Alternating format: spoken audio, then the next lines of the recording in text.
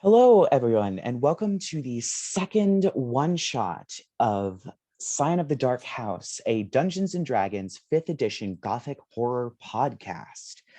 Because this is Gothic horror, there might be some things that come up to a line for some people. I've made sure to get every single one of the players' lines and veils, and to make sure that the session that I'm running is okay with them. So if there is anything such as blood, body horror, gore, violence, or other such things that may come up to a line for you, please take a break. Your support means a lot to us, but so does your mental health. So this one shot, we start on the road. The four of you have come together through interesting circumstances, a teleporting accident during a performance in a tavern, a traveling duo on the road, and a mob of people with pitchforks and torches that chased you out of the town of Gangrene. It's been about 2 days, trudging through the heavy rain and the mud, and finally you see the first signs of civilization. A road sign that points to a town called Gash that isn't that far off. The rain, thankfully, lets up a little bit as you approach the town. You notice there's a lot of construction happening, a lot of frames of houses going up, as well as other houses that look like they're entirely overcrowded with people.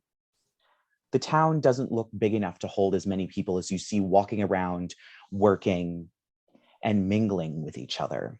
But it's civilization, and there is a tavern boasting the sign, the Festering Scab.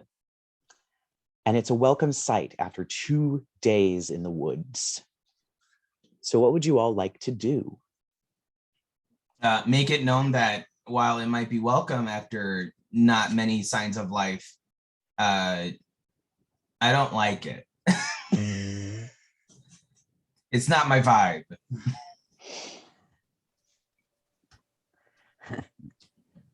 I mean, yeah, I guess are tempted to go into the festering scab, as you know, appetizing as that feels, it sounds. I take yearly trips to hell, and this is very extra. Oh my god. To put it into perspective. So upon entering the Festering Scab, it is crowded with a lot of people. There's barely any room to sit.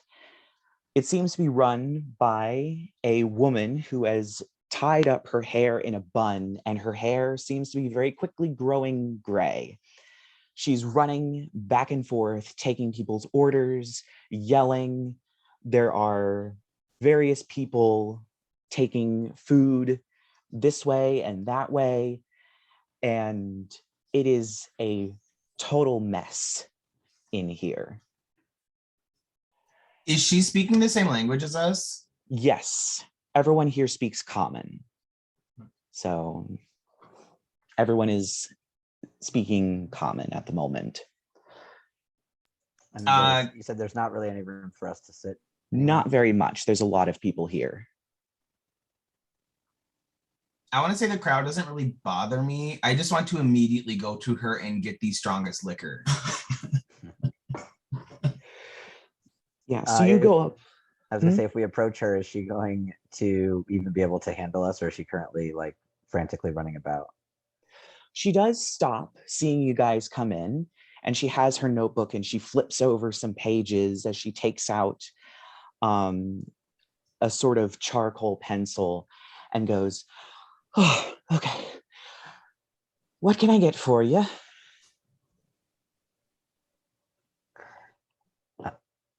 Food and drink ASAP. Ask her what the special is today. Sadly, we don't have any specials, but we have stew, bread, hopefully enough ale. I'll take 3 of the strongest liquor you have and then a slice of bread. Ale it is. And she scribbles down the order. Okay. Anything else? I'll take some of everything. Wonderful. And she also scribbles that down and just starts tearing off paper and handing it to people. Just go get this. This too. Anything else? I think I sort of loom to intimidate people into giving us some space. Build a room with negative energy to damage the empaths there.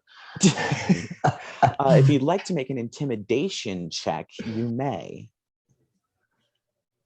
How are we doing rolls, by the way? Is there a random 100 or something I should be? D20. Oh, that's right. I need to pull it up. There we go. And then you'd add your intimidation. 14.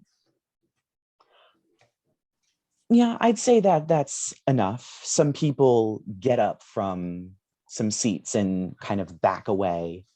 Some others seem to leave. Huzzah.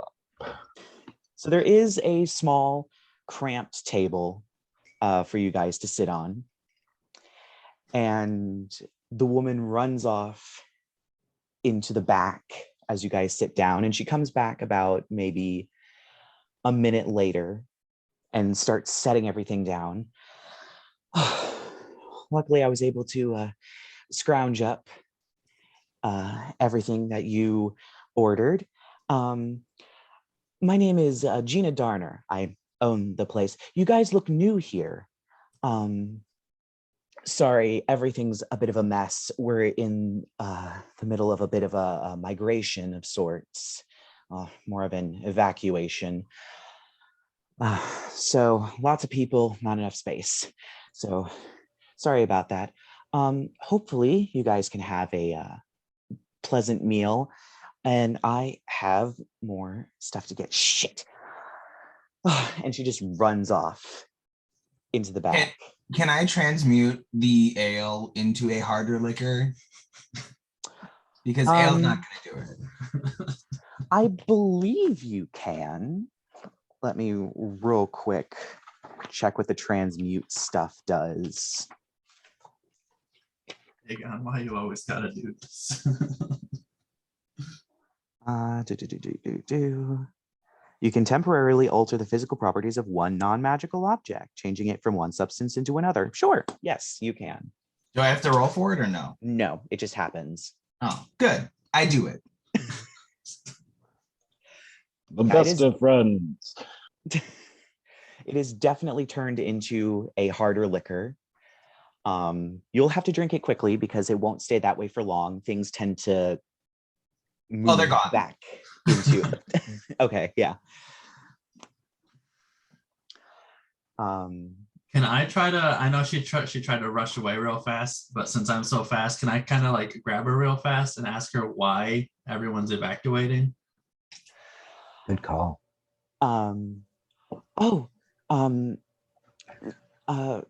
Yes. It has to deal with the I guess mayor, you'd call him. He probably wants to be called a warlord. You might want to I forgot his name. You might want to talk to the priest at the chapel of Saint Cyrus a little bit. He knows more than I do. I've lived here all my life, but it seems there was a bit of a change in religion, and a lot of the people didn't like that. It caused tension and ultimately violence. And so everyone decided to move, and there are still people moving. It's a bit of a slow process. It's happened over the course of the last year. But if you want to know information, Irving Drum is definitely someone to talk to. Now, I scoff have when to, she says religion. Yeah. Well, I have to go get more food. They aren't going to serve themselves, so I'll be. And then she just runs off, not even finishing her sentence. So I wanna guys, leave immediately. once we finish up this food and drink, should we head right over to the Chapel of St. Cyrus? Yeah, I think that's probably should figure out what's going on, unless Dagon wants to sit here and drink some more. I roll my eyes and No, say, this place is way too crowded. Let's just take this food and drink down quick and get out of here. All right. do we have to though? Can I not? Can I do anything else? Facetiously. Technically. I mean, we can leave you to get more pitchforks and torches after you. That's fine. About how far away is the chapel from the tavern? You can actually see it from the window. It's just across the town square. Oh, guys, see, we just got to go right over there. Let's go check that out. So I'm assuming you guys head over. It is a very small chapel. It seems more akin to a living room than an actual chapel itself. It seems to be run completely out of the front of Irving Drum's house. He's just converted his living room and is gathering people in there.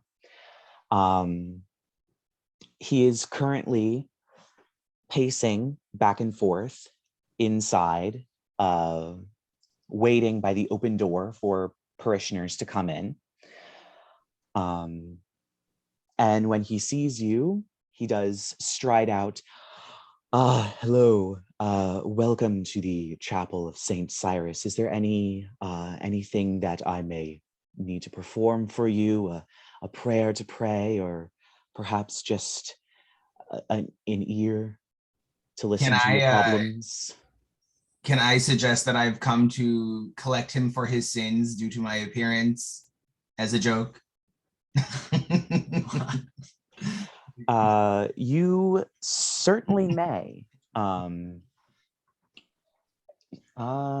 He's gonna roll an insight check against you if you'd like to roll a deception check. What's my deception?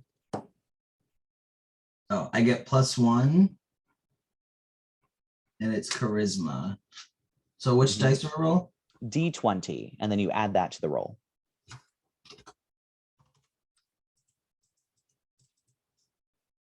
No, not 3 dice. Okay. I rolled 19. Well, he rolled very poorly. He looks entirely shocked and just goes, he just stares in shock. I was not aware this was happening. I don't have my affairs in order. I pat him on the back and say, I'm just fucking with you.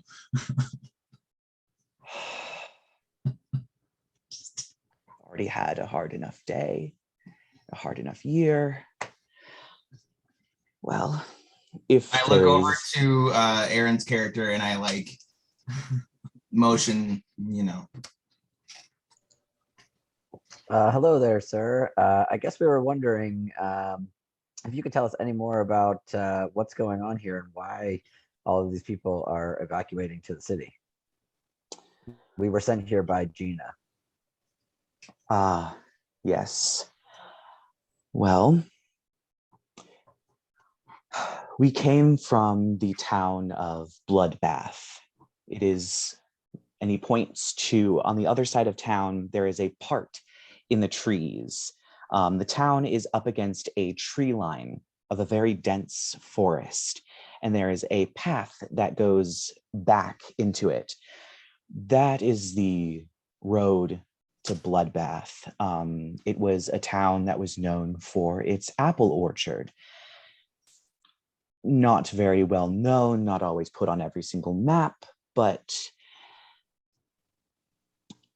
well, it seems that the leader of the town had a bit of a change of heart.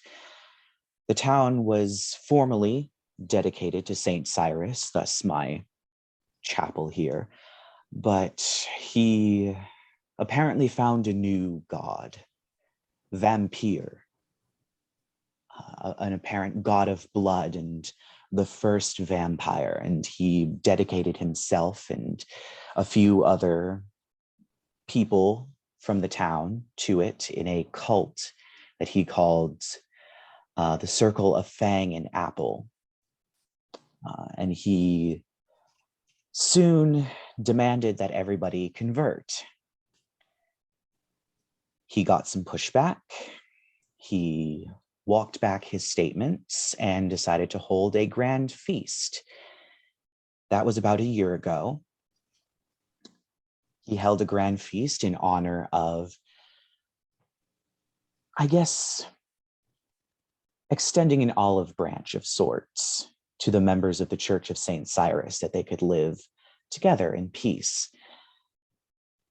But on the day of the actual feast itself, as his family gathered around the table and everyone watched, he and his cultists killed them all and declared that there would be no olive branch extended, there would be no peace, and that everyone must convert. And since his family was dead, there was no one else but him to make the law.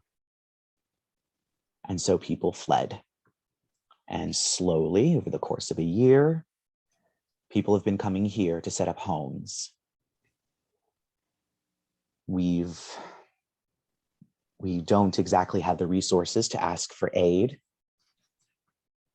And we don't know what state the town is in. We've heard reports that it has a variety of horrible living plant creatures there that feed off of blood. The town is becoming overgrown, and things like wolves and bats have moved in en masse, but we've stopped sending supplies back. We've, at this point, assumed everyone is either dead or under the influence of the cult, be it willingly or unwillingly. There are some people here who have been separated from their families, that their families have been split by devotion to the cult and devotion to Saint Cyrus. And I have been trying to hold as much of the community together as I can, as is everyone. We've all experienced a great loss with this. I want to nudge him on the side and be like, religion. Am I right?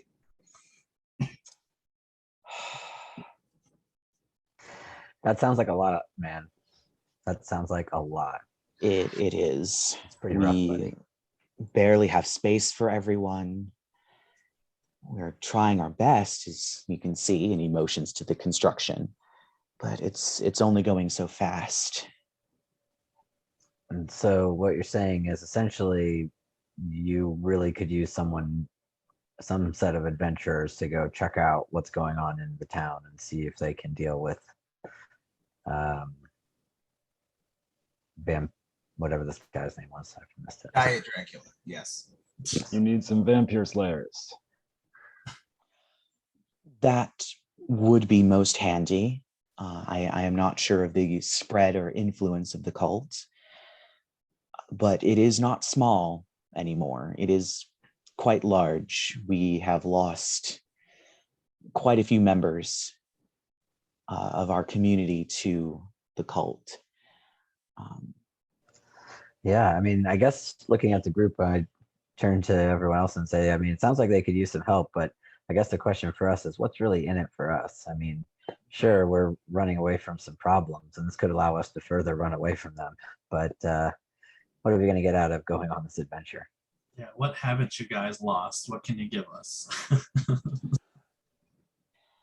I'm not sure how much gold I can spare.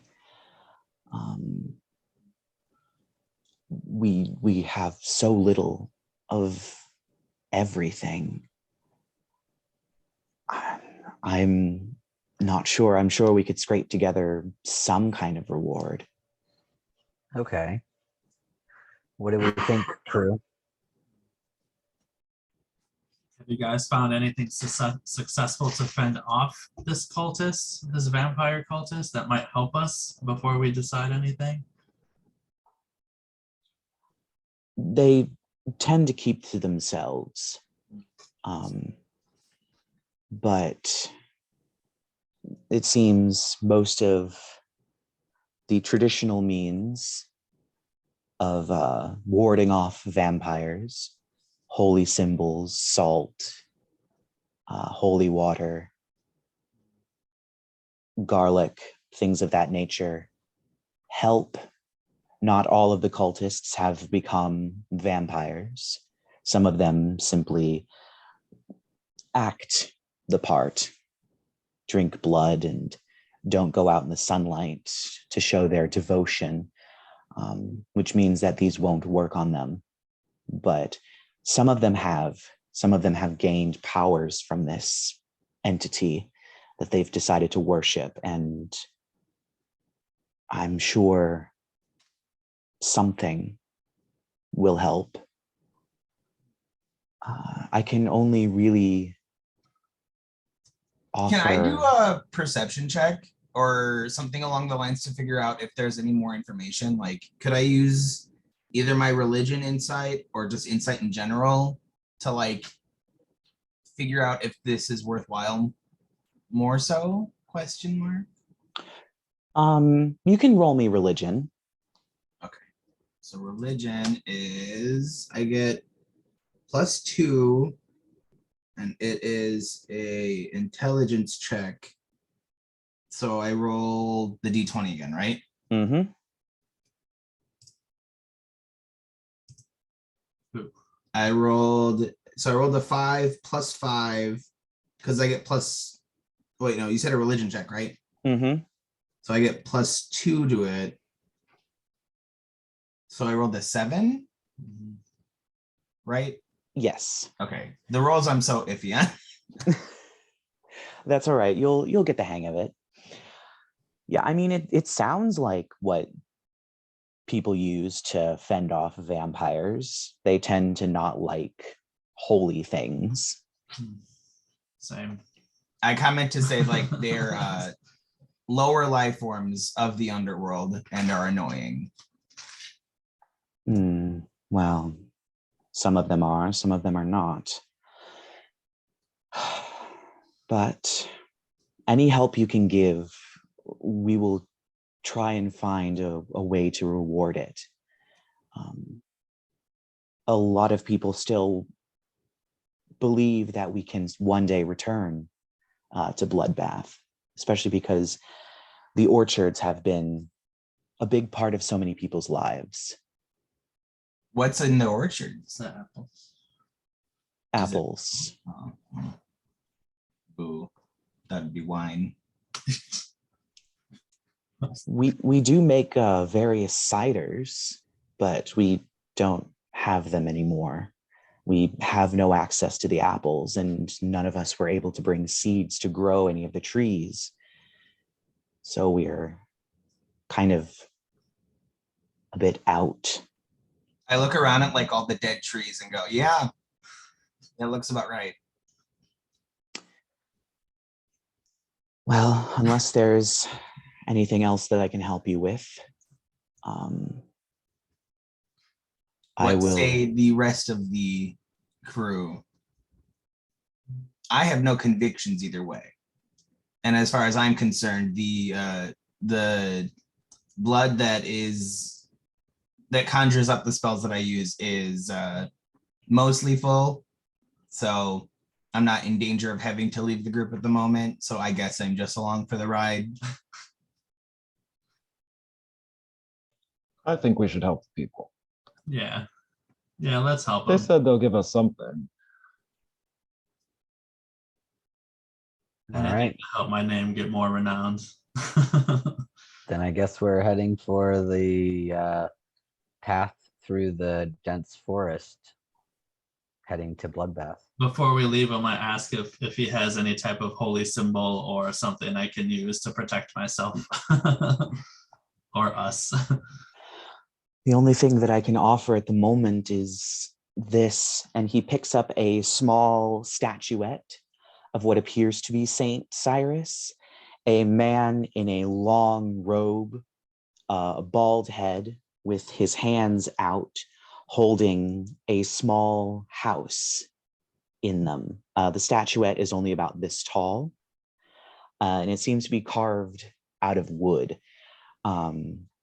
Most of you would probably know that Saint Cyrus is the patron saint of the home. I gesture it at Dagon real fast to see if it has any effect on him before putting it away. Nope. Nothing? Okay. He's too drunk. I thought not.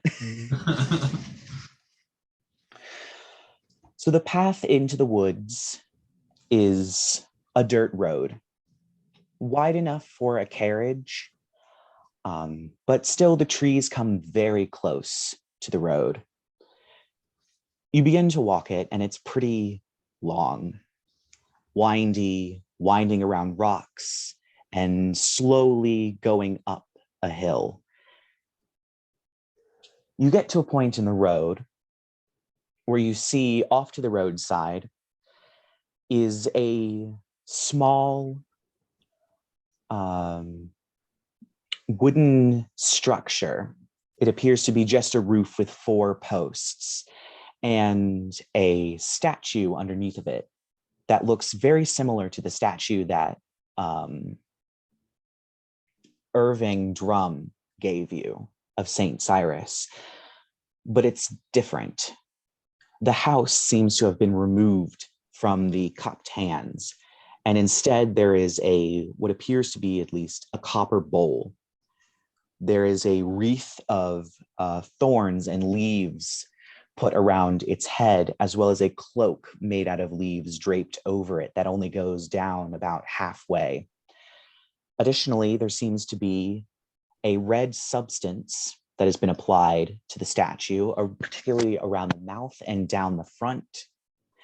And there is quite a lot of this red substance on the stones that are on the ground around it, as well as there are candles and copper coins that have been left. It appears to be a statue of Saint Cyrus that has been heavily altered, presumably by the cult. I want to say that it looks more exciting than the miniature version that this one currently holds. Can I do like a perception check or something along the lines to like decipher what it could mean? It would be another religion check. Okay, let's see.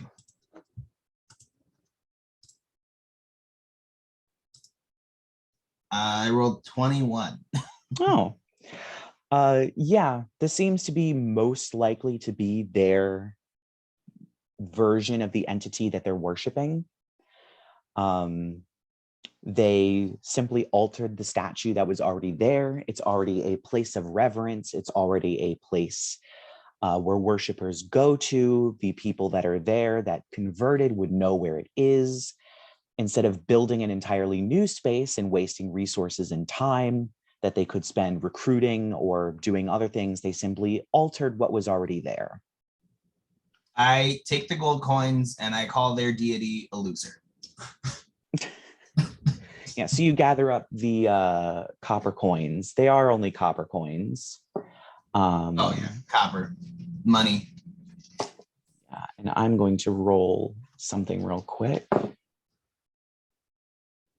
So once you gather up all of the copper coins that you find, you count up about 92 copper coins, which 10 copper coins is a silver, and then 10 silvers is a gold. I'll let you do the math on that one. But that's all that seems to be here at the moment. Can I sort of undesecrate the shrine, as it were, wash it a little? I mean, I know time is probably an issue, but a quick cleanup, as it were. Yes, you certainly can. I don't know what kind of check to make that. I also help just to make more progress with cleaning it up. All right. I'll spend the duration trying to figure out the math of what 92 copper is in gold while they clean. All right. Oh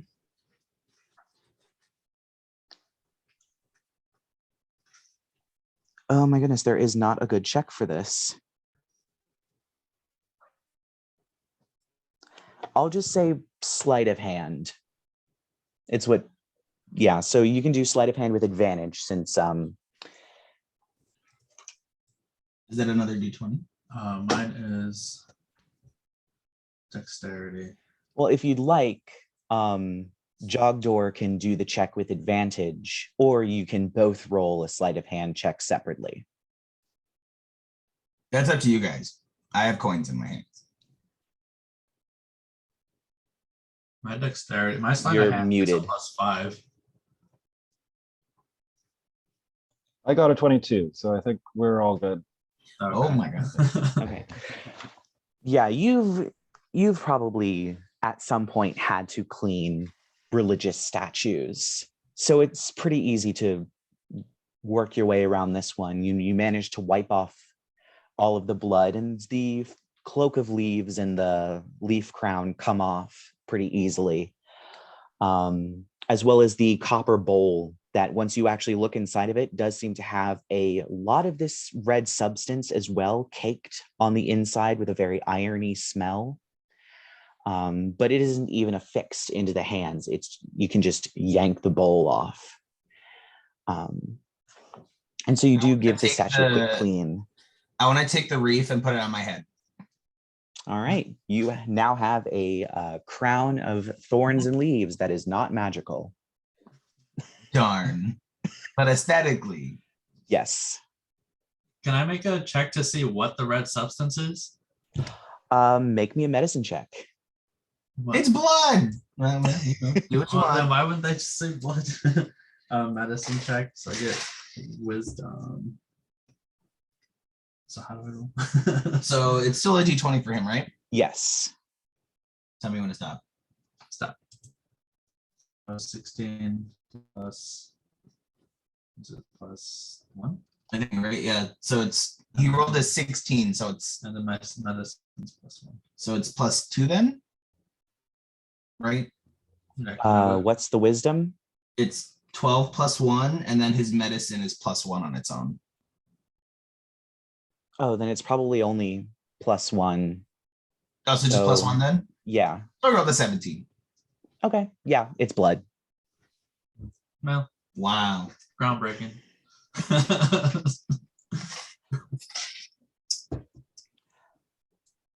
So we continue walking this path that, you know, we've been walking uphill. Yes.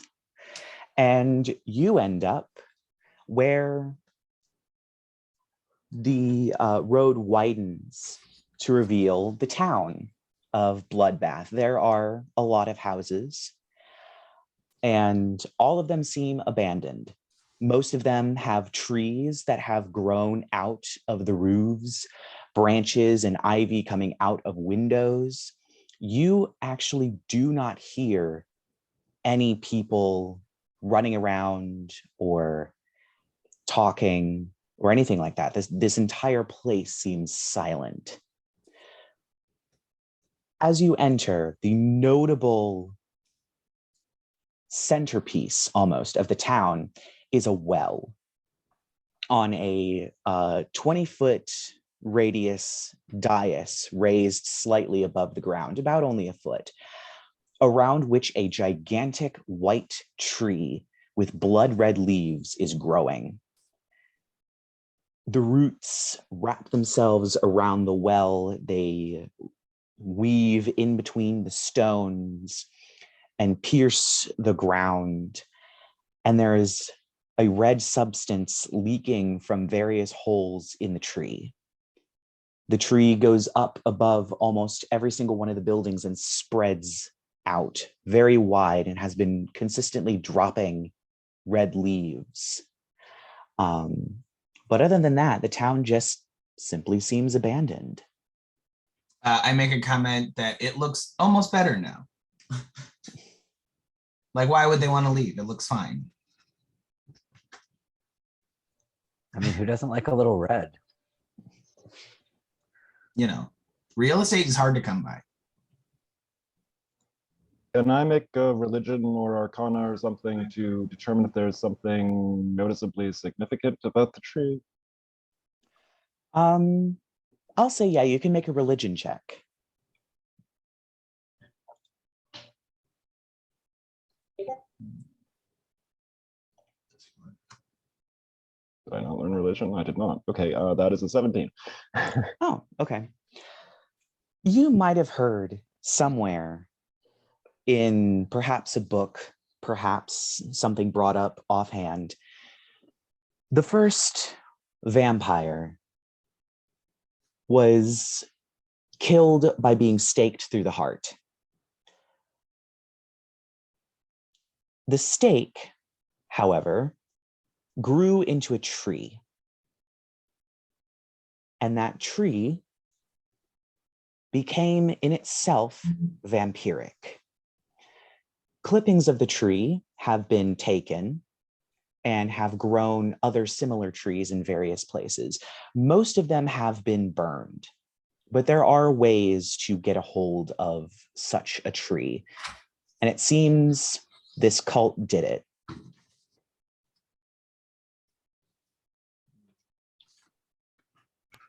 Let's burn the tree, guys. This tree's gotta burn. Gonna attract. Oh. Can I see if we're being watched currently? Make me a perception check. Let's see, what is that one? Perception is,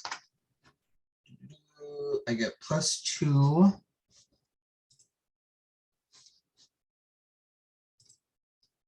I rolled an 11.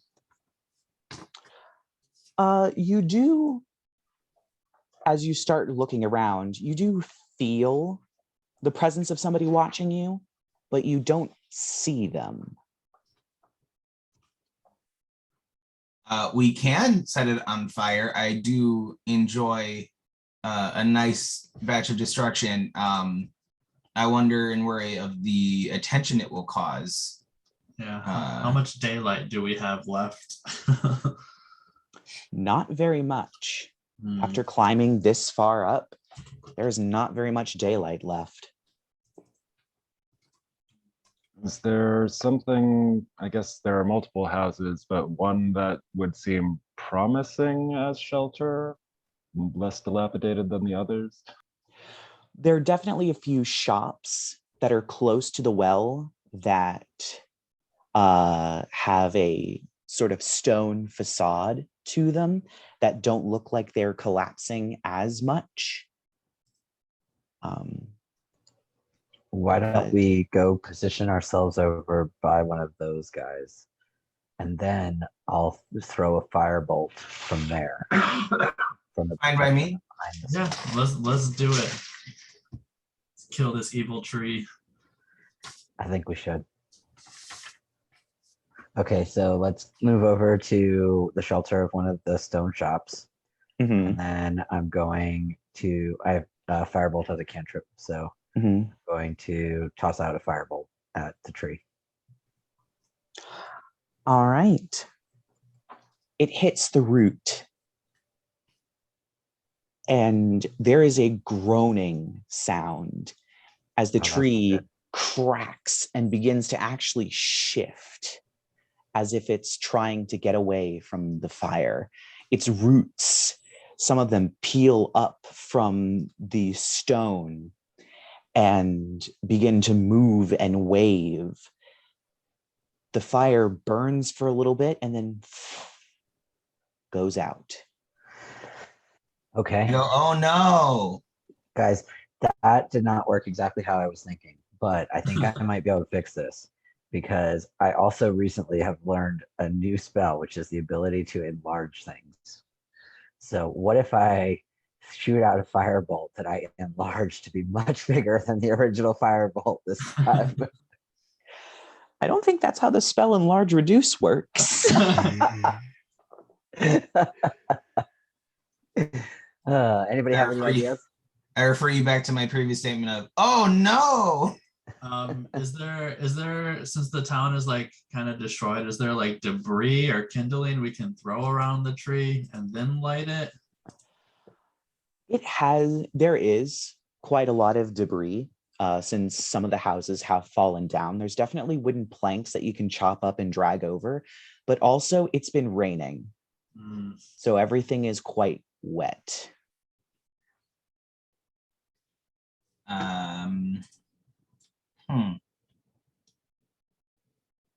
Can I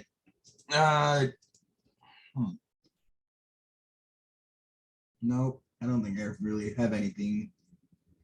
Maybe Can I do a quick search around the buildings and see if there's any like flammable substance, like some type of tar or fuel or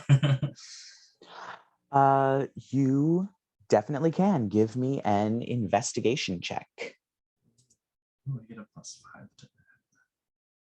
I'm going to stop. 17 + 5. 22.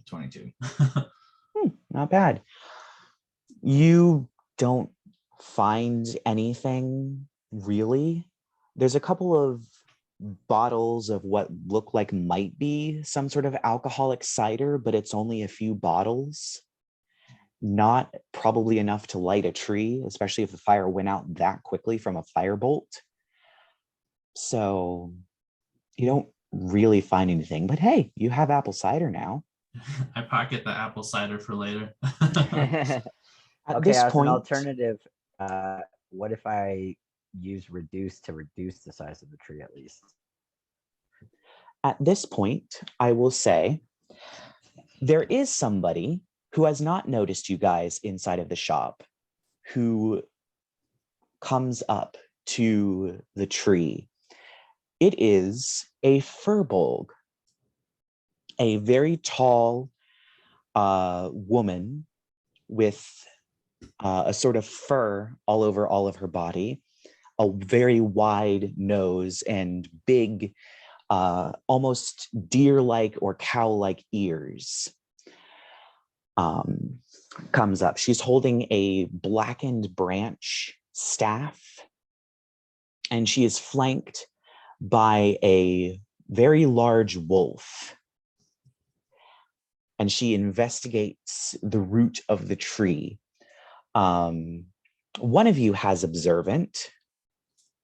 I think it's you, Dagon, have observant. Yes. So with your increased perception and the ability to read lips, the Furbolg woman turns to the wolf and says,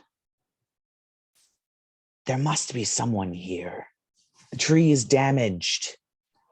And the wolf, I don't know. I have not smelled very much. Well, go search.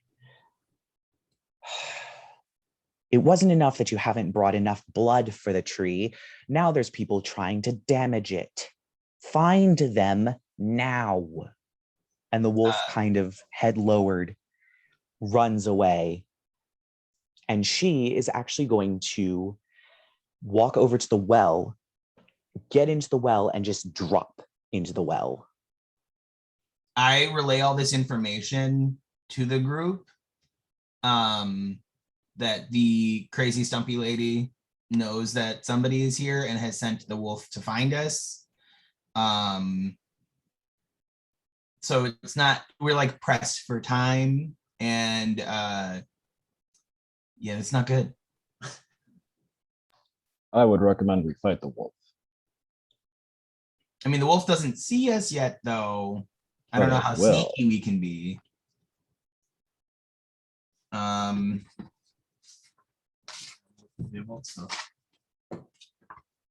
have the friends cantrip.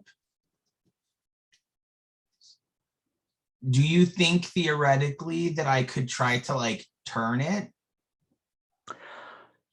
No, you would know that the friend's cantrip doesn't last very long, and it tends to make people very angry when you use it on them. Boo. I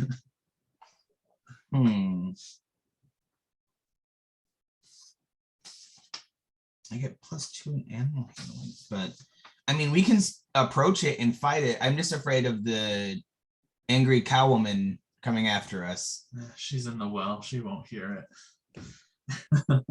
And I also bemoan that none of this blood is useful to me to make my spells. Yeah, there is a lot of blood everywhere, but it's probably human. Lame. So we can attack. I'm, sure. Can we, since we're in the building already, can we like lure it into a trap, like make some noise to have it come closer to us, and then we can surprise it? No, okay. That's smart. Smarter than anything I thought of. Here, use some of your copper and make some noise, and we'll lure it to us and then ambush it.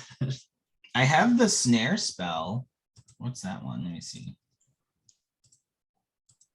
So we could do that. It's under first level. No. Go back. No. What have you done? I don't know. I just had it and then it went away.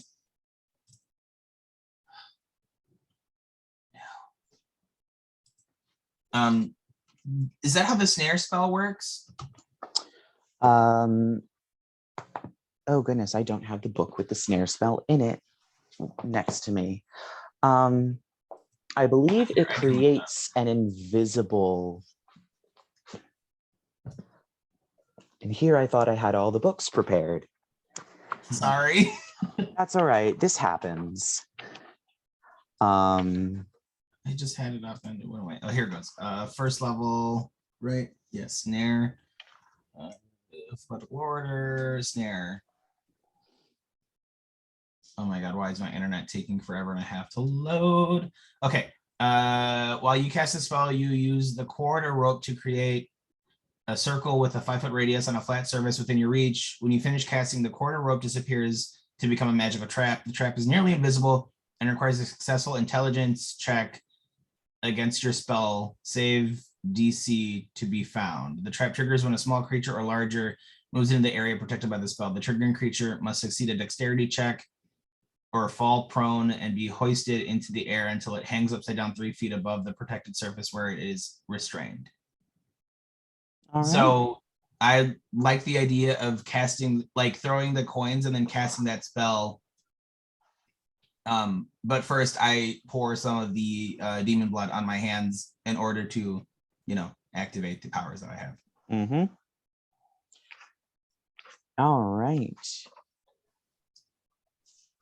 So you cast this spell, placing the cord on the ground and making a loop.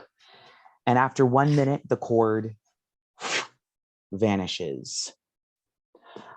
And you are throwing coins to try and make noise. I'm going to throw 3 of them, which I'm really upset about and will most likely get back after this is all over. You are throwing them directly onto mud, so they don't make a lot of noise. Oh, what?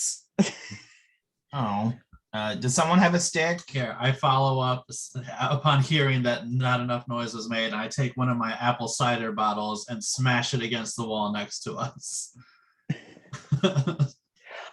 All right. I'm going to roll something. I'm more annoyed about the loss of my coins than the ensuing battle. Let it be known. What about the loss of the cider? It's cider. It's juice. People have died over these apples. Meh. So after you shatter the bottle against the wall, the wolf comes bounding up into the square, looks around, its ears perked up, and it starts moving towards the location that you guys are at, where the snare is. And what is your spell save DC? Me? Yes. Where would that be? On the page with your spells. Oh. I don't have that written. Oh. Well, it would be 8 plus your proficiency modifier plus your intelligence modifier. So 8 plus my proficiency modifier is +3. And then you said plus what else? Your intelligence, because you're a wizard. +2? Or it says my intelligence is 15. Yeah, that would be +2. So it would be 14. Okay. And then I roll a dice, right? No, I'm doing that. Because I okay, want I'm to sorry. see I want to see if the wolf can notice the trap, because it can be noticed with an investigation check. It's made an investigation check.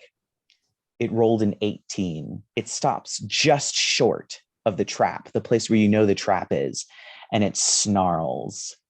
It turns and howls. It echoes across the whole town, and then it turns back and begins to move around the trap very slowly. Before it moves, can I look at James's character and like go like this and then like go like that? Like, because clearly my shtick didn't work. Yes, you certainly can. I don't know how his character will respond, but you know. I'm trying to be as quiet as possible without causing attention to where we are specifically. Mm-hmm. While Jogdor is deciding on what to do, the wolf is still looking around and going, "Where are you?" It does seem to be a talking wolf. "I know you're here. I've alerted the others." I roll my eyes and then just go like this faster. Now to the whole group, to someone other than me, as I am soft and squishy. I mean, can I huck a javelin at it, I guess? Just to charge out and start combat? Yes. I don't think there's any benefit to stealth here. I mean, we'll get the one surprise attack before we reveal ourselves. So I'm gonna throw a javelin with a 19 attack roll. Oh yeah, that hits. Oh my god. Okay. And 4 points of damage. All right, you huck this javelin and it right into the side of this wolf. This wolf is big. Usually wolves go down with a single javelin. This one's big. It just sticks into the side of it and it whips around and makes eye contact with you and then growls. And I'd like everybody to roll initiative. Before I roll, I slither further into where I was hiding. 7. What do we roll? Initiative is what now? D20 plus Dex. So Jogdor got a 7. 10 for Aethan. 10 for Aethan. I rolled the 2. 2 for It's Dagon. +0. Oh jeez, what is So, my you know. roll? Okay, tell me to stop. 6. I rolled an 8. And 8 for Shia. And the wolf. This is just for turn order, right? If I remember. Yes. Okay. I'm Yeah, sorry. this is just for turn order. And the wolf got a 17, so it's going first. Oh, no. It is going to charge at you, Jogdor, and leap to try and bite you. And it rolled a 14. That's rude. You're muted. I have 16 AC, so all good. Hooray. All right. It tries to get at you through your armor, snapping its jaws closed, but just scraping across the metal. And that is the end of its turn. So next up is Aethan. Okay, I am going to cast a cast magic, no, chaos bolt at it. All right. And I believe Chaos Bolt, you got to roll to hit. Yes. Which is it? 20. Plus your intelligence and proficiency. Oh, you're a sorcerer, so it would be charisma. Oh, yes. 8 plus 3, 11. 11 does not hit. You conjure this energy and fling it out towards the wolf. But as it gets down from attempting to bite Jogdor, it manages to dodge it and it sails over its head between its ears. Next up is Shia. All right, I'm gonna run up and stab it with my scimitars. All right, make an attack roll. Is it a D20 again? Yeah. Yes. What do I throw? So that would be, what would he roll? It's a D20, right? Yes. That's dexterity for me. Yes, and proficiency because you're wielding your swords, and your swords have a +1 because they're paired and magical. So I'm gonna stop. Oh. So I rolled a 20. Natural 20. Okay. Well, he rolled a 14, and then with the added modifiers, it's 20. Oh, okay. Yeah, you got to tell me if they're natural 20s or Okay. dirty 20s. Okay. As natural 20s do something special. So, all right, you come up with the scimitar and you go straight for the wolf, managing to slice a huge gash through its side. Since there is an ally within 5 feet, since there's an ally within 5 feet, you gain sneak attack. So roll the damage for your scimitars and then add sneak attack to it as well, since you're a rogue. The damage is at the 5d8 hit dice? No. Oh, It should be one of your rogue abilities. If not, I'm looking. I don't see it. Well, your sneak attack at 5th level is 3d6. So you would roll the damage for the scimitar and then roll 3d6 and add that. 6, and then 3 of them. 3d6. But you're also rolling the damage for the scimitar as well. So here, we'll start with the 3d6. Mhm. Tell me stop. We totaled them, right? Yes. So he rolled a 9 with the 3d6. Mm-hmm.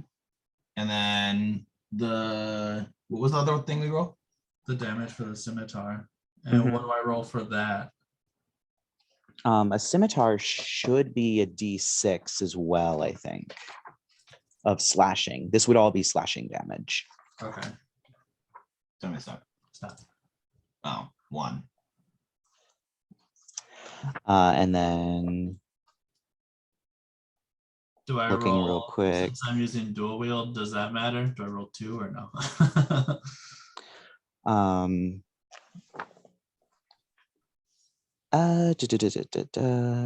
No, I don't think that matters. Darn.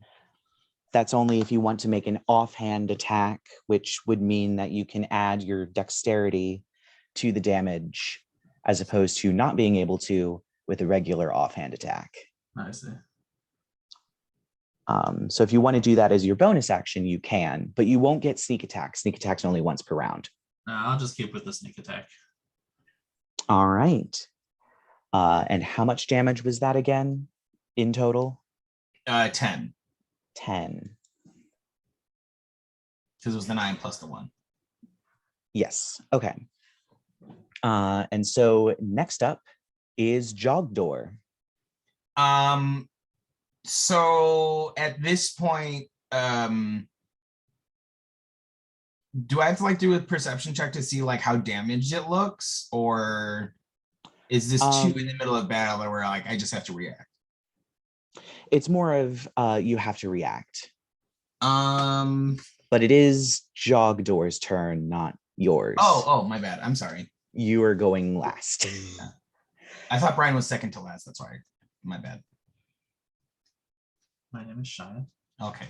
So, So my first swing is an 11, which I think misses. Yes. But then the extra attack is an 18. 18 hits. All right. I swapped to the Sunblade. Mhm.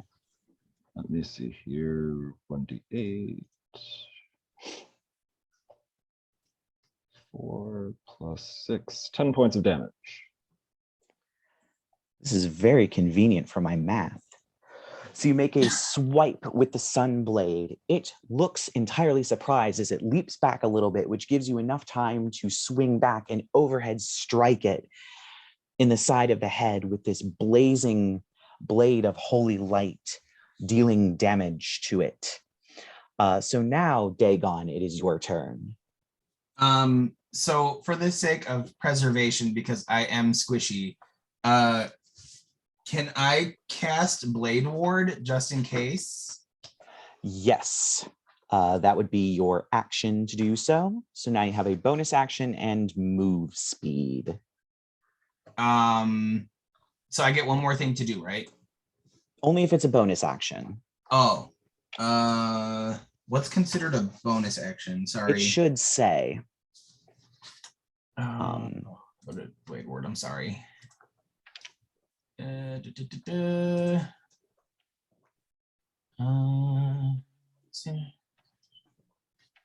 it doesn't say. I don't think I do. It doesn't say. That I get an extra action. It says casting time is 1 action, range is self. No, you get an action and then you get something else called a bonus action, which some things fall under. However, as a wizard, you don't get a lot of them. Let me see. I'm sorry. Wizard. So bonus action would be something like drinking a potion or stuff like that.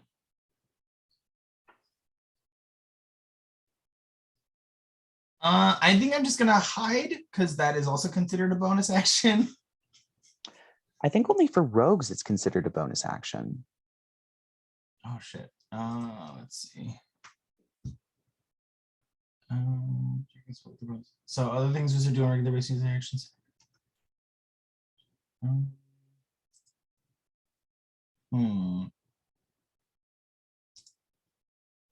see.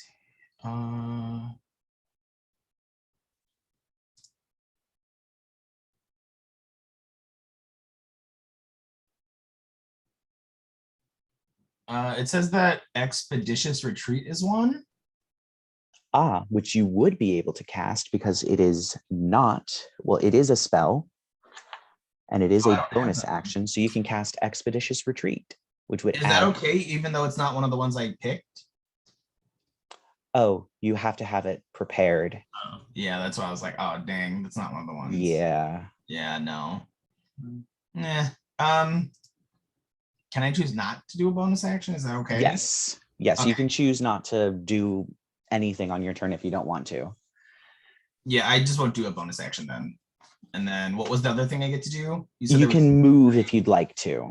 You can move up to 30 feet if you'd like to. Because I'm afraid that one of them is going to get damaged because I do have a lifesteal kind of spell. I'm gonna run up and hide behind the nearest object that's closest to them, just in case something like that would happen. Like just in case they end up taking damage, I'm like within earshot to cast the spell on my next turn. All right. So we move back to the top of the order with the wolf.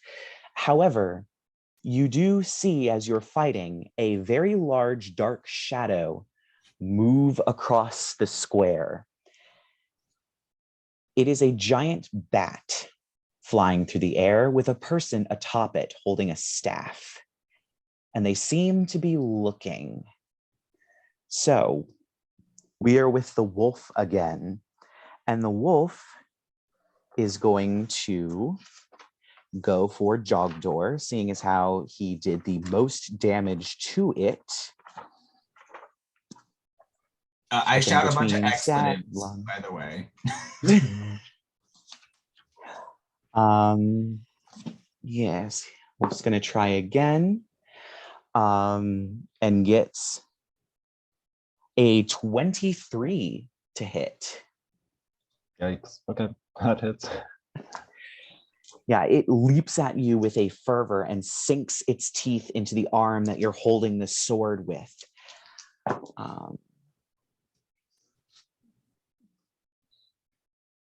So that is 9 points of piercing damage, and make me a strength saving throw, please.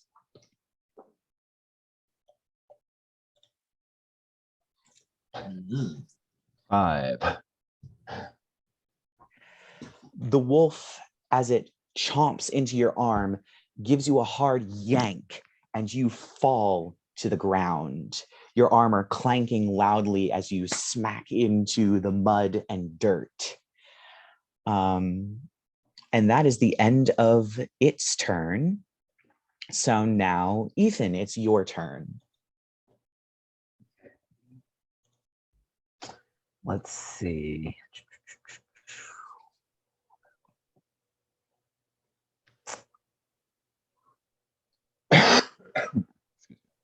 Okay. I am going to cast Firebolt at it. Hmm. So let me roll. Plus that, so 19.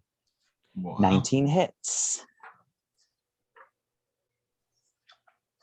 And then for damage,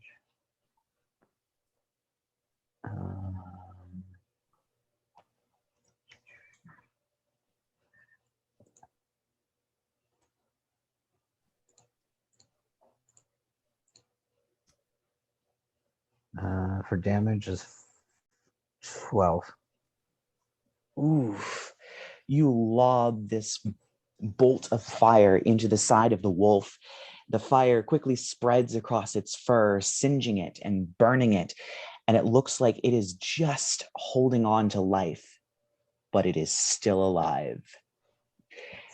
Somebody finish this wolf off for me. Next up is Shia.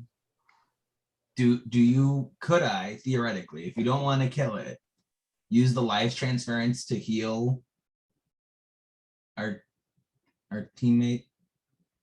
What is that? Life transference? Is that It's like one of my spells where I transfer the life from something into someone else. Theoretically. We could try that. Should I try now that it's about to die? I could tell it to stop or we'll kill it.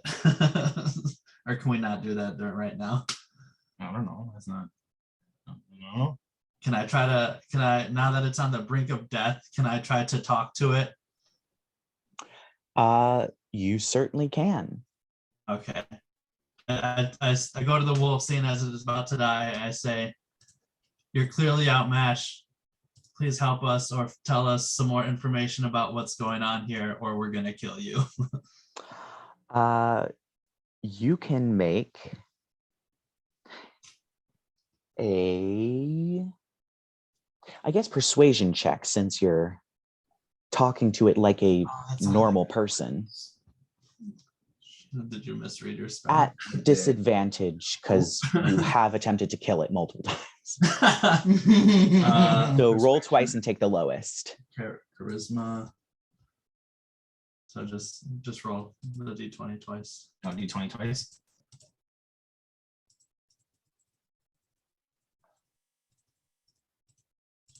Stop. Wait, well, the first one was a 1. Stop. Oh, the next one was a 17. But you got to take the 1 because it was at disadvantage, because you were stabbing it and hurling fire at it and hitting it with all kinds of things. Dagon. I did kind of like char its fur pretty hardcore. Yes, you did. It just growls at you, its eyes very angry and burning with hate. So it's my turn, right? Unless, yeah. Did you have anything Yeah, else? that took about 6 seconds to do. So yeah, it'll be. I sneak behind the object I'm hiding behind. Oh wait, and be like, no, sorry, it's Jogdor's turn. oh, okay. Sorry, I looked at the No, numbers. you're wrong. good. You are currently prone, Jogdor. So I need to use a move action to stand up from prone, right? Half all your that is- movement. Okay. I'll hop right up and go straight into attacking again, I think. So that is a 16 and a 12. It has 1 hit point, so your 16 kills it instantly. You swing and you hit it on the side, giving it a horrible gash, and it falls down dead. However, the shadow returns. The bat is flying over the place where you currently are. And the druid atop this bat has seemed to notice you. And I'm going to real quick flip to a spell that he's going to cast. I don't think it can reduce people. I was going to heal you, but you killed it. So It's objects, I think. No, Enlarge Reduce works on people. Oh. And I need everybody to make a strength saving throw as the druid shouts, "Dimitri will hear of this," and waves his staff, and roots burst up from the ground and begin to wrap themselves around you as he casts Entangle. 13 strength save for me. I rolled a 15. Flipping to the stat block. Bryan rolled a what? 3? 2. Oh, he rolled a 2. I have to use the restroom real quick. Oof. 2 does not succeed. The 13 and 15 succeeds. And what did Aethan get? An 8. 8 does not succeed. As these vines and roots burst up from the ground and begin to wrap themselves around you, Dagon and Jogdor manage to push these vines away, slash at them with whatever weapons they have, but the other 2 of you get wrapped up in these vines. You are restrained, and the druid is going to fly towards the manor house that you see on the hill poking up over the trees on his bat. And I will say at this moment, you are out of initiative. So that means, guys, we need to get ourselves untangled and make our way towards that manor house because he's about to go warn whoever's at that house that we're here. So who are the ones that got tangled? It was Me and Bryan. Let's see. How can I get myself untangled? You can make another strength check. Okay. You don't have. Wow. That is not successful because it's a 6. oh no. What if I aid him? Yeah, you can get advantage on that as you try and wiggle out of these vines that have wrapped themselves around your legs. That means you roll again and take a better number.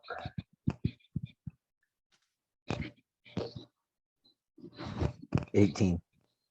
That succeeds. You manage to pull yourself out of these vines and they wither away. However, you, Shia, are still trapped in the vines. I try to hack away at the vines with my scimitars. Yeah, I'll allow that. You manage to slice away at the vines. You can make me a strength check to try and get out. I got a 9. That does not succeed. However, for brevity's sake, after a minute of struggling, the vines undo themselves and fade away. Woo.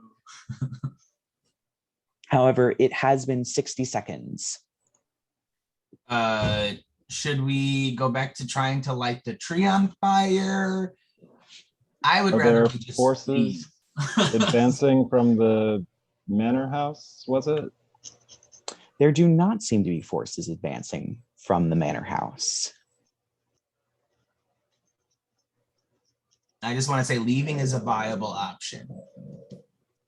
As in, we don't have to engage. But I mean, I like the idea of burning the tree. Although we have a druid in the manor and And we another saw- druid in the well Yeah. that we should investigate.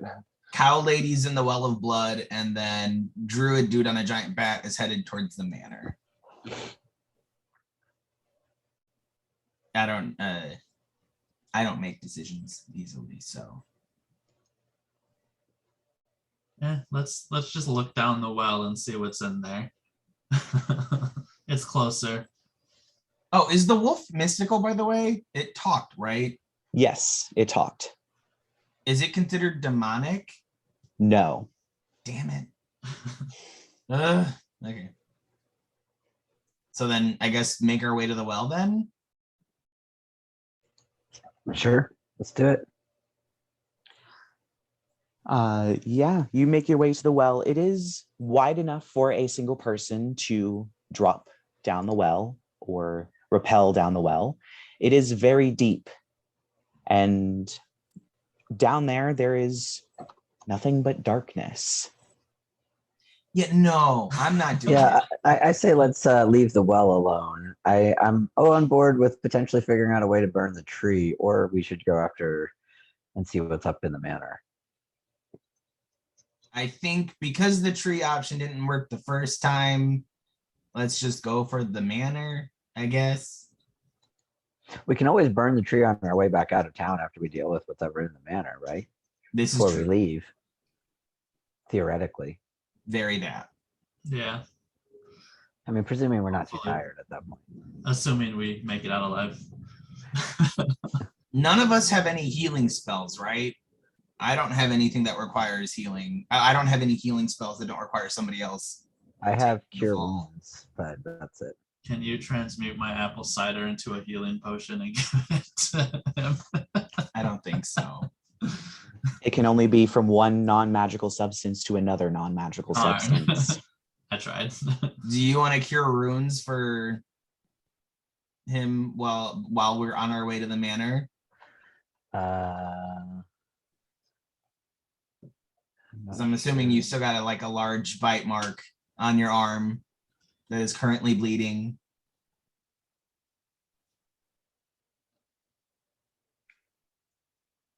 There's nothing that prevents a paladin from laying hands on themselves, right? Nope. I mean, we're still doing phrasing, but so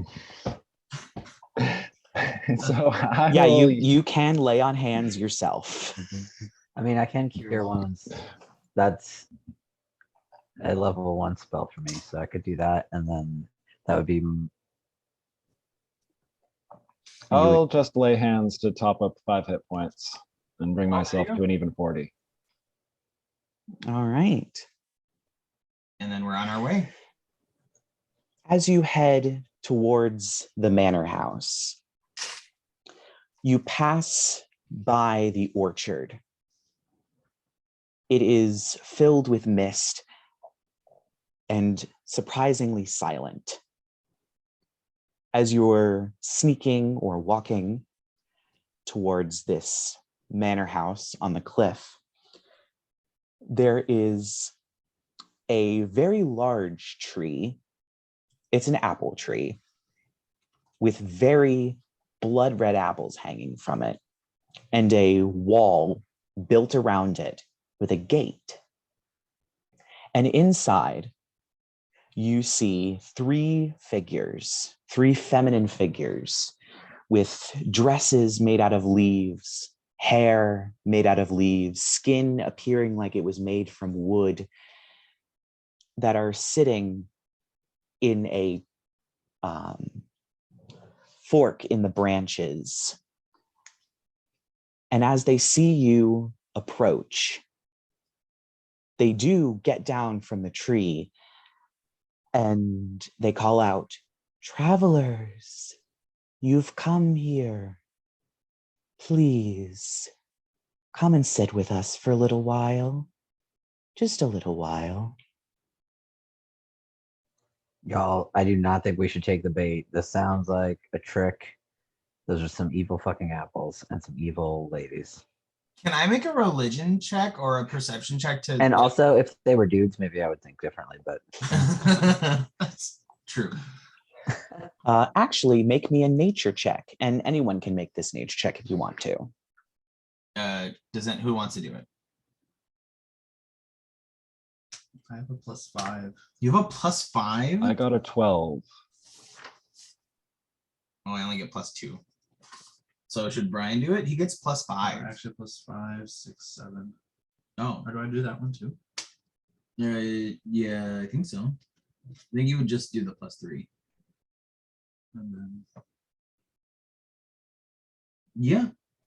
So we should have Bryan do it. I think he would know. Well, the multiple most. people can do a skill check if they Sure. want to. Oh! and then just Okay, here, Bryan. Be right back. so 8 + 5 + 1. 8 + 6 is 14. Yeah, So he got a 14. Here, let me roll mine. it's my low rolls. 14 nature +2. I rolled a 16. All right. So the three of you can tell from at least the shape of these things, they're most likely dryads. However, it seems that they've been changed by the strangeness of this place, the dark energies of this place, and they've become corrupted.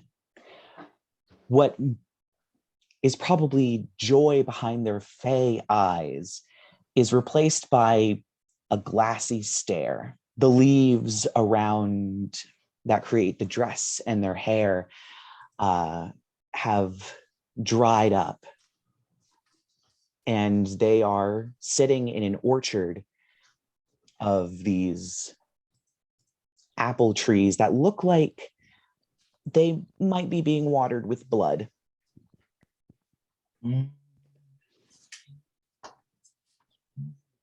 I think I still stand by my original reaction Yeah, to tell the them they're dryads, barking up which the is wrong tree and Mhm. try to move past. You want to intimidate them? They've already talked. no. Just say that their tree looks lovely, but we're in a hurry and must be on our way. "Oh, that's no problem." And one of them holds out a single blood red apple, "A gift for the road." Since I'm still wearing the wreath and my hands are currently covered in blood, I will choose to take it since I am the most like looking like them-ish esque. And be like, "Thank you. Goodbye." Yeah, you do take this apple. It is somehow almost the perfect apple. If you were to imagine the perfect apple, the perfect red apple, this would almost be very close. Somehow it just looks that way. And the dryads nod and they back up into a hollow in the tree, and the tree creaks and cracks as it closes around them. And you are left by yourselves on the road up to the manor house. As we're walking away, I say, "So which one do you think was a Blanche?" I think they all are Blanche. So shall we make our way up to the manor house and see what's going on in there, crew? Yeah, let's go. So you make your way up to this huge manor house. It is covered in ivy and branches. Trees are growing from the ramparts above, and it looks like one of the towers has fallen. It seems almost more castle-like than manor-like, but it seems to combine both. The big wooden doors are open ever so slightly. but everything is dark and quiet, and you see no sign of the druid or the bat. Is there like blood everywhere again or no? I would say yes, there is also blood everywhere.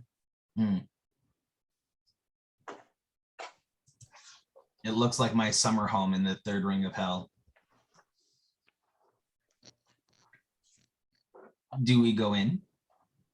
Do we knock?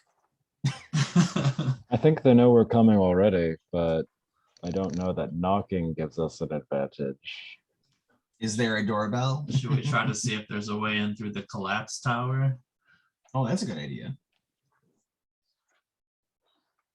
The collapsed tower is quite a ways up the side of the manor house, so you certainly can if you feel like climbing. We could just go in through the front door because that sounds like exercise. Can I do a perception check to see if I noticed anything? Yes, you may.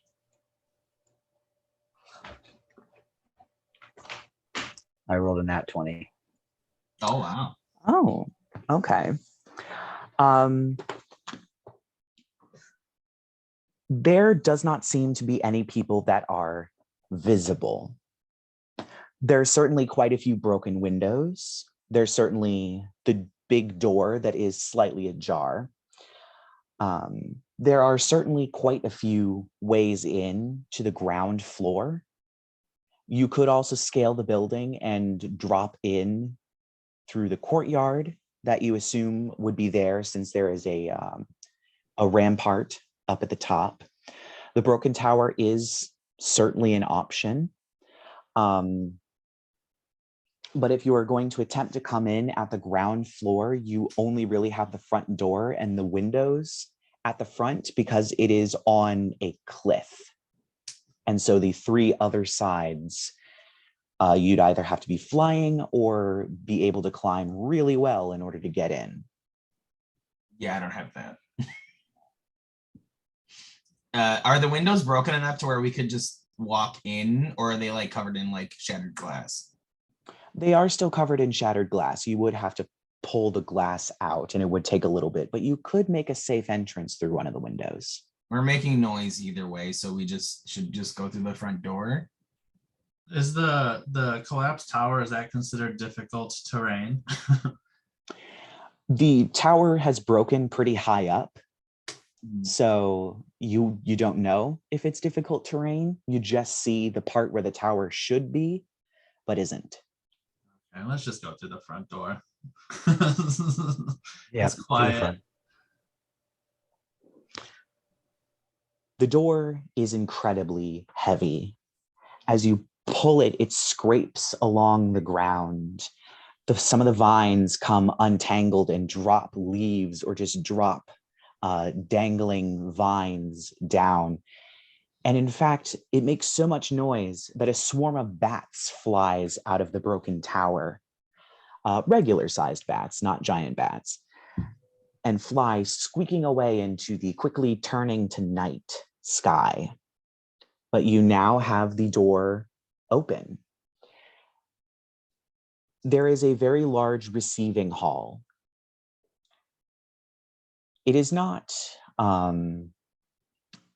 anything like a sort of feast hall or a ballroom or anything like that, but it does have a single large staircase that does spiral up to a second floor. And at the back are two very large doors. There is a lot of blood here. There's also a lot of dirt and plants that have grown up around here. There's also a lot of ivy that has been growing up the walls and a tree that is growing a little bit off to the right. There are no more doors in this place except the one in the back and then the second floor. But all seems eerily quiet. So we can either go through the doors that are over. You said you said there's two doors on the other end of the. It's a double door, a large double door. Oh, so we can On do the that other or up end. the stairs. Everything tells me we shouldn't go up the stairs. I agree. Let's clear the first floor first. All right, I'll go along. Agreed. I'll push forward and nudge open the double door. You push open the double door, and there is a large feast hall with a balcony that rims the outer edge of it, where people can stand and watch the center of the room. At the back, there is a raised platform with stairs that go up to it, that go all the way across, where there is a gigantic throne. There's another throne that has been toppled over and has been covered with vines. The table has collapsed on one side, leaving it almost a ramp from the door up, covered in pottery and bowls and flatware that has also been completely overgrown. There are also trees growing in here, as there is a hole in the roof and there is water leaking in. On the other side, where there is that throne, is a huge, almost what looks like canvas in an ornate frame with a portrait of a very regal looking individual with very bat-like features, bat-like ears, bat-like nose, bat-like teeth, bat-like eyes, bat-like wings that are folded in front of it. And it's entirely in red. There is no other color in this painting except for red. And in front of the painting is a figure, black hair, wearing another one of those thorn and leaf crowns with a cape of black tattered cloth that is dipping his hand into a bowl of what is, at this point, you can probably assume is blood, and using his hands to continue finishing this painting at the back of the room. And he does not seem to notice you as you come in.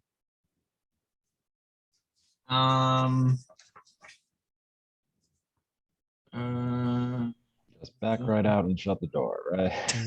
Just burn the whole place to the ground.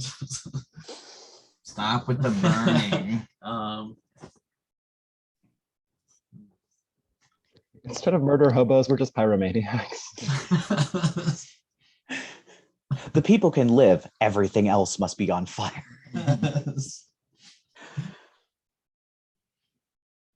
I could do either like a wisdom or intelligence check to see if I recognize the figure. In the painting? No, the person, the person with the wreath on his head. I would say you probably do not recognize him. Oh, okay.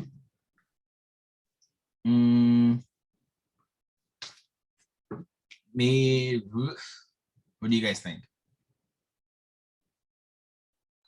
I think I'm pretty much a charge and attack kind of person, but this guy's clearly evil.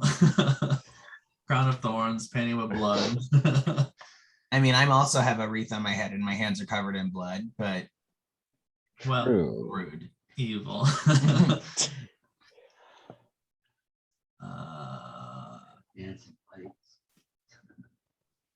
Distracted. yeah. I could go up and talk to him as a means of distraction for the other three to do other things. Go start helping him paint. You have the thorns on your As if I'm one of the followers, question mark. I could do that. Sure. See if you can get any info out of him. Yes, everyone else. Okay, yeah, so let's do it. Alright, Do let's it, Joe. see what Pretend to be part of the crew. I roll my eyes at the thought and then slowly walk up towards him and like I adjust the wreath so it looks more upward and more like appropriate. Mhm. And like slowly creep up towards the person. As you get closer and you're passing by this table, you notice at the end of the table, you couldn't tell from way back at the back, but covered in vines are completely desiccated corpses of a bunch of people sitting at the end of the table, all of which seem to bear very obvious and very large stab wounds, multiple of them. And they're all bent over the table, but they are covered in vines. So is this the family that he stabbed Yeah, the feast. that we heard about in the story? Yeah. I'm like, that Okay. checks out. So he's probably going to try to kill you instantly. Maybe he sees that I might be one of the followers. So as I'm doing this, you guys should probably be like on the other side of the table, like being stealthy and ready to attack should he try to attack me. So we're gonna try to stealth into position. While I go up and try to charm him. Can I like scan up to see if that giant bat is anywhere waiting in the rafters or the giant hole in the ceiling? You can make a perception check, and everyone else that is stealthing into position may make a stealth check. So my stealth roll was 4. Sorry guys, I love you. Uh-oh. Damn it. So I get a +5. My stealth roll was a 14. Okay. So Bryan rolled a natural 20, and then with his modifier, it's +5. +5. All right. So yeah, Shia vanishes into the shadows. Aethan manages to sneak his way along. Probably isn't going to get noticed. Jogdor, clang, clang, clang, clang, clang, as he comes up in his armor. And this is when this man turns around, hand with freshly scooped out blood.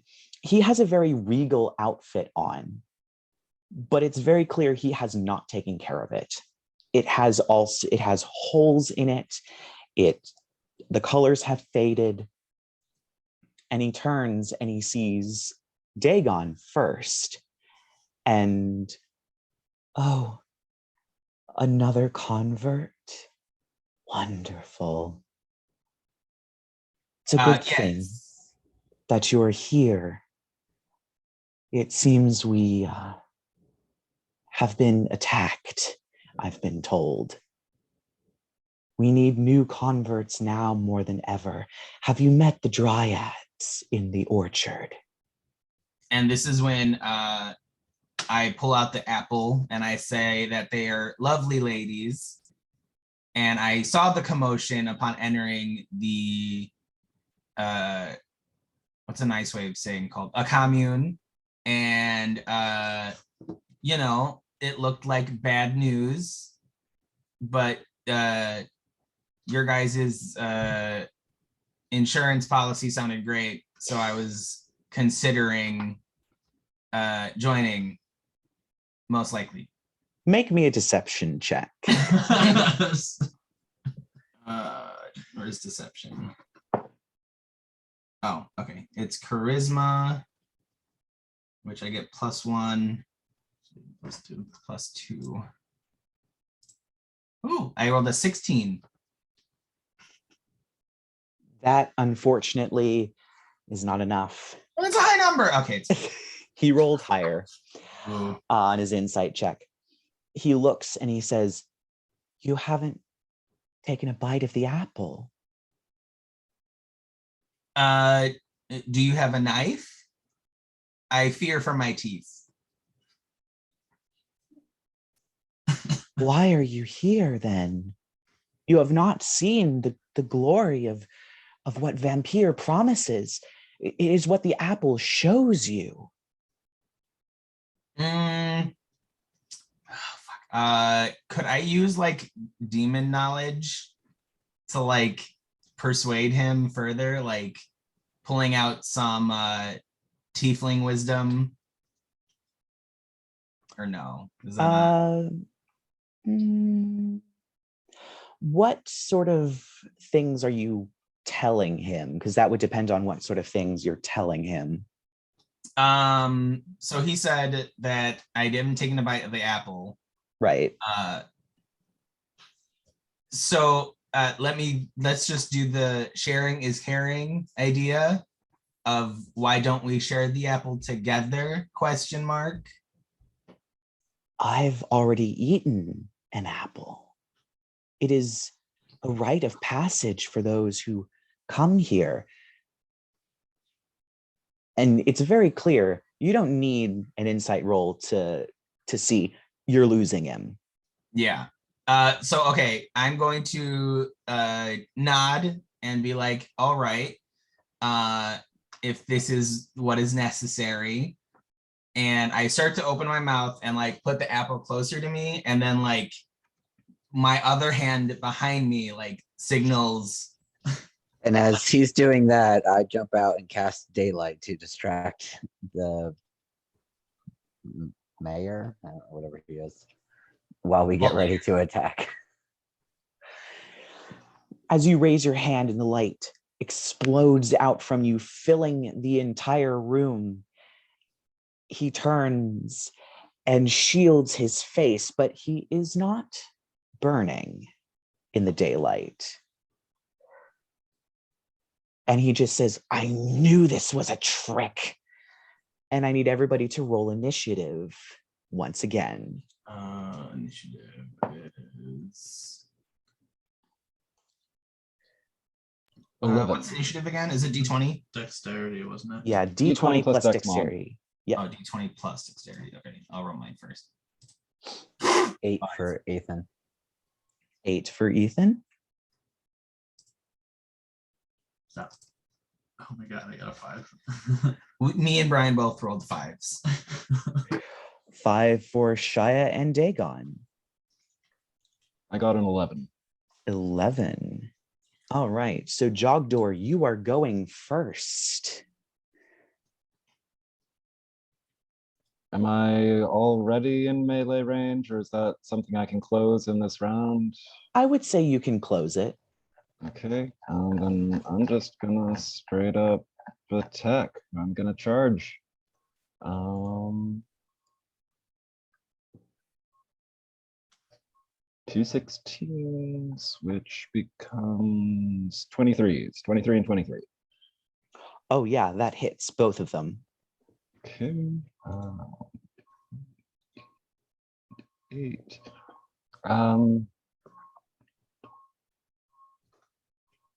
23 points of damage. Oof. Yeah, you run up to this guy with your giant blazing sword of sunlight and you give him 2 slashes with this. And it clearly burns him, but it doesn't burn him any more than it burns other things. And he yells out in pain. Next up is Aethan. I'm going to cast magic missiles at him. Ooh. So that's going to give me, let me see. Those auto hit. Oh, okay. Yeah. All right, so then, wait, I'm at level 5. 5. So that's 5 darts, so 5d4 plus 5. If you're spending that spell slot. I am. Okay. 5d4. That just means you're using it like this entire instance, right? And then you can't use it again. That's what that means? Right. Yes. Yeah. Okay. Just making sure.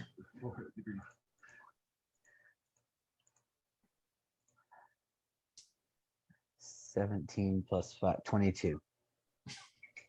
Oof. Yeah, you see as you fling out these darts and they strike into him, shredding more of the clothing that's already not fitting him very well anymore. And he howls in pain. it is his turn now. And he takes his hand and claws grow on it, and he just roars, "You're going to ruin everything!" And he's going to take 2 swipes at you, Jogdor. So that is a 17 and a 16. Both hit. All right. So that is going to be Should I have that in there? Yeah. That's fine.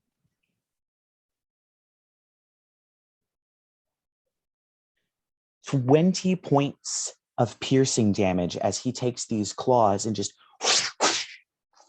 Ow. slices you with them. And then, let's see, yep. He reaches out with his hand and he yells, "Vampire, aid me! Give me the shadows of those you have eaten." And rising from the floor is what appears to be a shadowy knight that is going to rise right behind you, Aethan. And it is going to immediately swing its shadowy sword through you and misses with a 4. And that Sucker. is the end of Dimitri's turn. So next up is either Dagon or Shia, whoever's dexterity modifier is the highest. My dexterity modifier is 0. Mine's +2. So it's you. So Shia is going first. All right. So I'm we'll still, like- technically put you on 6. I'm still in like the shadows, right? Yes, you are still hidden. All right. I'm going to try to do a surprise attack on Dimitri. Yeah, you get advantage from being hidden, so roll twice and take the higher number.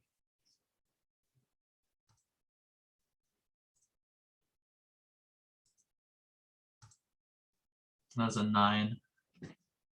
I think that's just a D20. D20 plus your dexterity and proficiency. So 9. If you're gonna like charge up and stab him, because I don't think you have him ranged, do you? 14 then. All right. Yeah, that hits.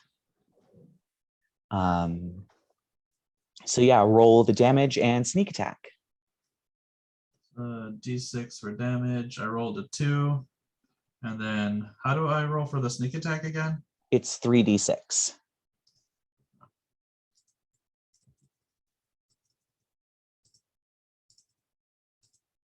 Stop. So 11 plus the 2. So 13 damage. You run up and slash him with one of your swords. And at this point, he is beginning to hobble as the damage is beginning to weigh him down. And last up is Dagon. Do you guys want me to, because I was going to use the spell Dust Devil to fling one of them away from the battle temporarily. Do we have a preference over which one? Probably the. Take Aethan out. He's squishy. Okay, so I can, it says choose an unoccupied 5-foot cube of air that you can see within range. An elemental force that resembles a dust devil appears in the cube and lasts for the spell's duration. Any creature that ends its turn within 5 feet of the dust devil must make a strength saving throw. On a failed save, the creature takes 1d8 bludgeoning damage and is pushed 10 feet away. As a bonus action, you can move the dust devil up to 30 feet in any direction. Oh, I can do both then. If the dust devil moves over sand, dust, loose dirt, or small gravel, it sucks up the material and forms a 10-foot radius cloud of debris around itself that lasts until the start of your next turn. The cloud heavily obscures its area. So you can move one of your allies away but you will also damage them.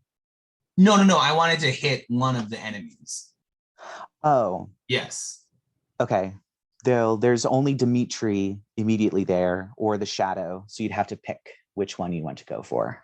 So as per Jogdor's suggestion, I will hit Dimitri with it.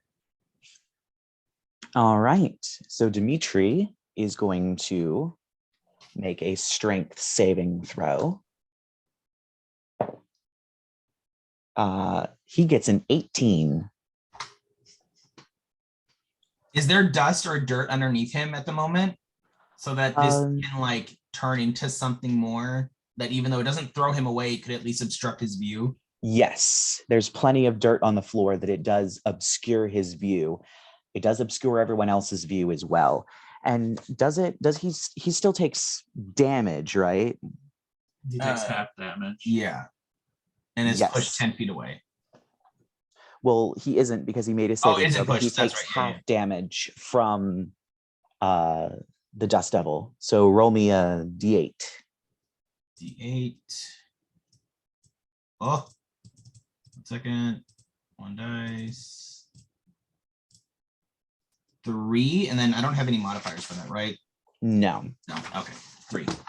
As this sort of tornado of dirt and dust whips up around him, the wind and the dust shred at his skin, and he collapses to the ground. And then he seems to be dead. I do have a bonus action, it says. I can move the Dust Devil up to 30 feet in any direction.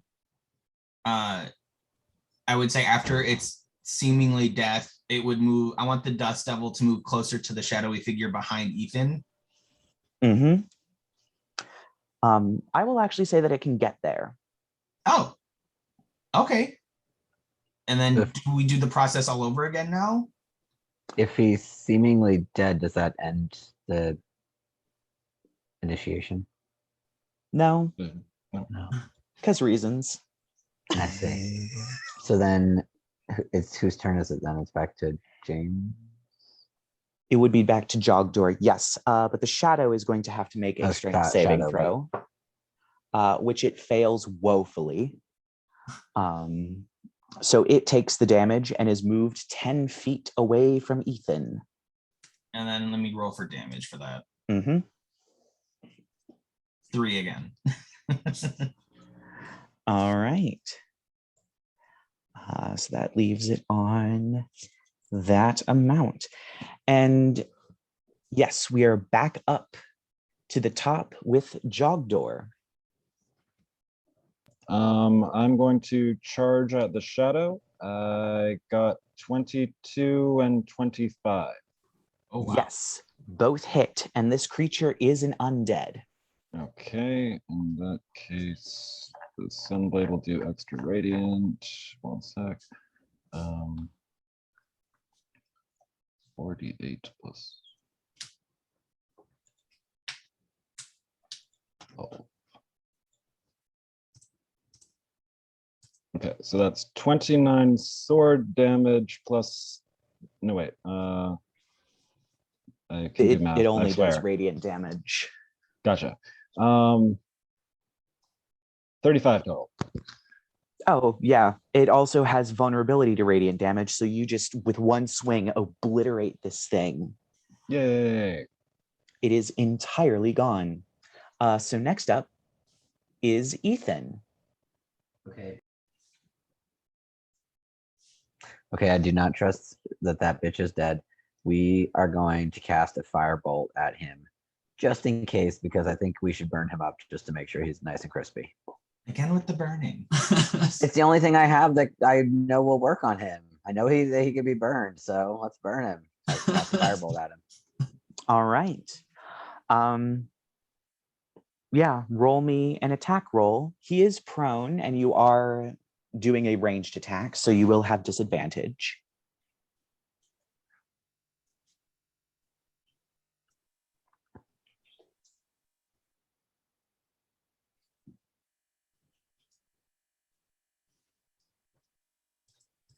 roll 2.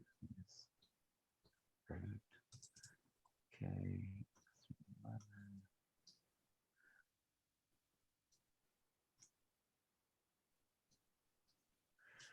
So that is 14. That does hit.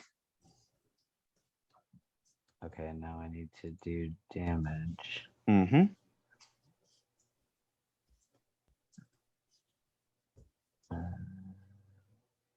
Huh?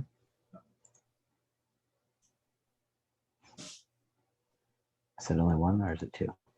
It's 2 because you're at 5th level. I was gonna say. 9 points of damage. 9 points of damage. All right.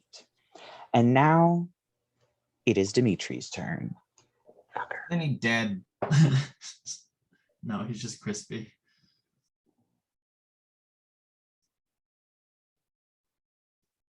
Oh, interesting. As his body lays on the ground, it suddenly breathes in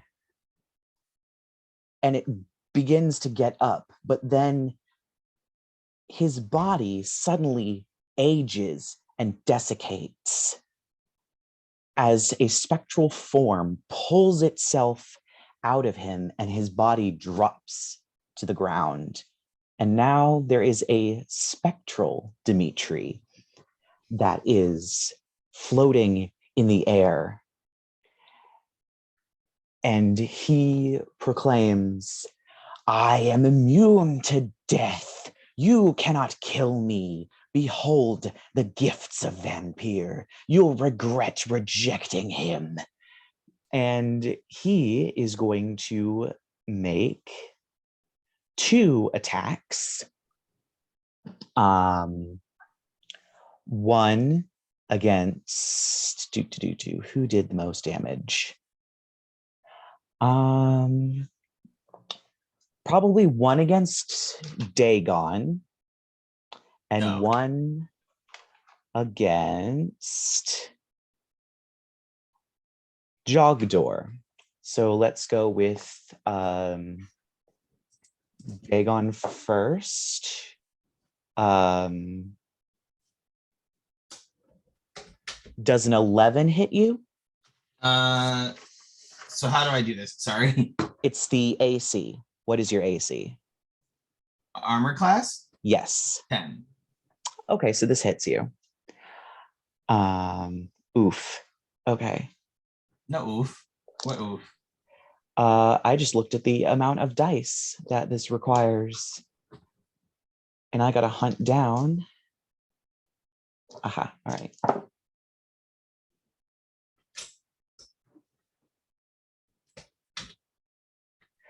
"21 points of necrotic damage as he flings this bolt of shadow at you. So what do I roll? You just take the damage because he successfully hit your armor class. Boo. So where does it show how much damage I take? What is your hit points? 17. So you're on 0. And that means you immediately fall unconscious. And on your turn, you will need to make a death saving throw. Oh, great. Unless someone can get you up. And the second one I said was at Jogdor, I believe. Before I take the hit, I say, oh, fuck.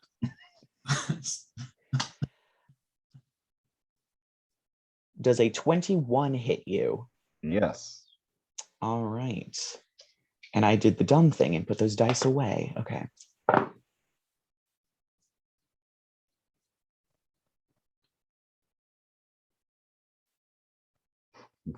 That's 23 points of necrotic damage as he hurls this other bolt at you. Okay, I am also instantly unconscious and Oh dear. dying. Killing him was a mistake, guys. And I'm going to roll for something. Nope. Okay. And that is the end of Dimitri's turn as he floats in the air. So next up is Shia. Oh, so how do you pick up people? Do you need to have like some magical ability, or do I just say Anything that gives them hit points will get them back up. No, I don't Does- think you have any of that. does apple cider give hit points? No, it does not. I'm All sorry to inform you, it does not. I don't even know if my scimitar is gonna hurt this guy. Can they hurt a non-corporeal being? They are magical, so yes, they can. All right, then I'm gonna stab him. All right, make me an attack roll, please.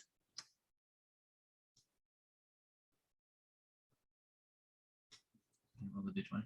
Oh, was it D20? Okay. I was waiting for you to say something. I was like, wait. And stop. So that's 10. And then was the paired +1, was that for the attack roll or the damage roll? Both of them. Oh, okay. So then for that, I got an 11, the attack. Since there is a living, oh, the attack roll is 11. Uh-huh. Ooh, you swing your scimitar and it goes straight through him as if he's not there. Well, GG, guys. I say, oh, fuck as well. So next up, it is Dagon's turn. So roll me a d20 and tell me what the result is. Actually, it would be d20 plus your constitution, I believe. My constitution's -1. Oof. I rolled a 4. So that is one death saving throw failure. If you reach 3, you die. So now that has happened, we go up to Jogdor, who is going to be doing the same thing. I got a 7. So that is a failure for Jogdor, and we go to Aethan. So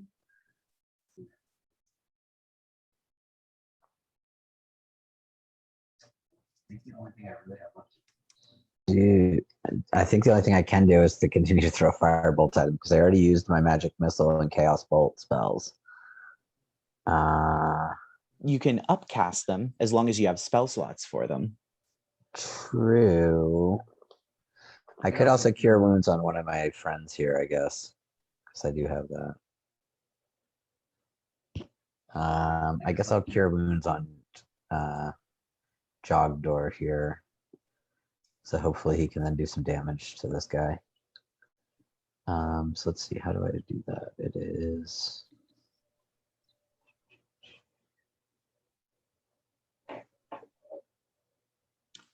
It should be a d6 plus your spell casting ability modifier of hit points, unless you're upcasting. so, let me see. 6. That's a 4. James, thank you for your help. I'm just clicking too fast, that's all. Very tiny little buttons. Okay, so I plus what modifier? I'm sorry. Your spell casting ability modifier, so it would be your charisma since you're a sorcerer. 7. So you get 7 hit points back, Jogdor, and you no longer have to make death saving throws. Do that to me next turn. I'll get you next turn. Unless I revive myself. Who knows? Okay, but now it's that asshole's turn because he's after me, wasn't he? Right. Yes, he is. So he is going to this time go after you, Shia, and he once again takes his claws and goes to swipe at you twice.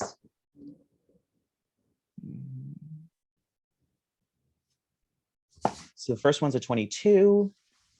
What do I roll for that? No, you compare it to your armor class, which is 12. And the second one is a 14. They both hit. Okay. I will have you know this deals significantly less damage. He gets the significantly less damage. I've also done significantly less damage to him. I've dealt 3. It's a spirit, Dimitri. Whatever. So that's 12 points of piercing damage as he with his claws. I'm down to 21. And that doesn't recharge. Okay. So now it is, where am I? I've lost track. Okay, it would be Shia's turn next. Okay. So did I not hit him because I rolled low, or is You my didn't hit sword- him because you rolled low. Okay. They're magical. If they had hit, you would have done damage. So All right, then I will try again. Do I add my dexterity modifier to my attack? yes. Oh, And I your didn't- proficiency because you're proficient with scimitars. Oh, and proficiency. Oh, So no okay. benefit. All right, we'll do Okay. this again. God damn it. Here, roll the Uh-oh. 1. Well, a 1 Oof. plus his modifiers. 1, 2, 3, 4, 5, 6, 7. He rolled an 8. It goes through his incorporeal form once again. I'll keep distracting him, guys. Me limping in the corner says boo. And so now, I say fucking Dagon, it is your turn. Make me another death saving throw. It's just a D20 plus your D20, right? D20 plus your constitution. Oh, it's -1. Ooh. 13. That is a success. You have 1 success. Yay. If you get 3 successes, you stabilize, meaning you no longer have to make death saving throws, but you are still unconscious I just groan. in the corner. Yeah. So we are back up to the top with Jogdor with 7 hit points.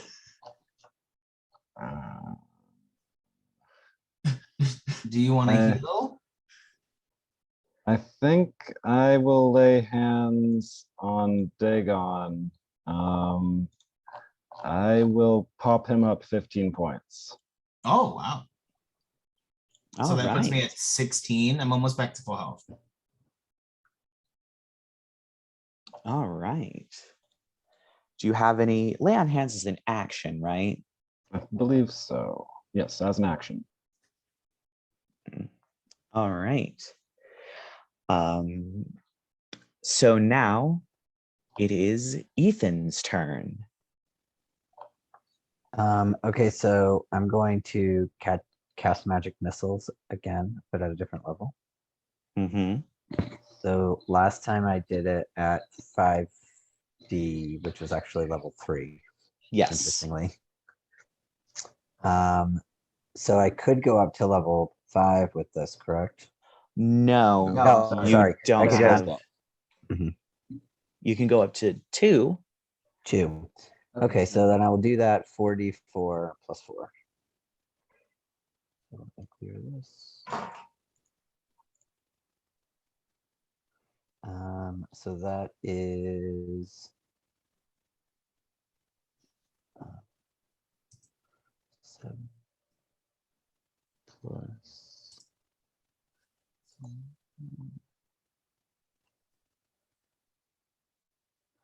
14. 14 points of damage. The bolts strike into him. And interestingly, they do the exact amount of damage you think they're going to do as these bolts pass through him, taking almost elements of his essence with them as they pass through. And he screeches in pain again. And now it is this guy's turn. He is going to make a single swipe at Shia.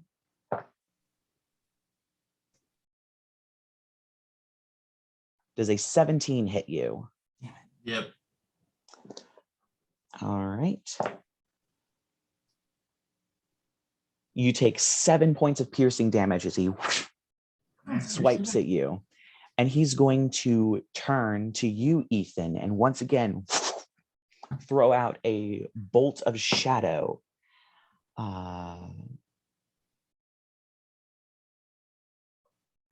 Does a 22 hit you? Yes. All right. So now I have to pull all those dice back out again. Don't sound too enthusiastic.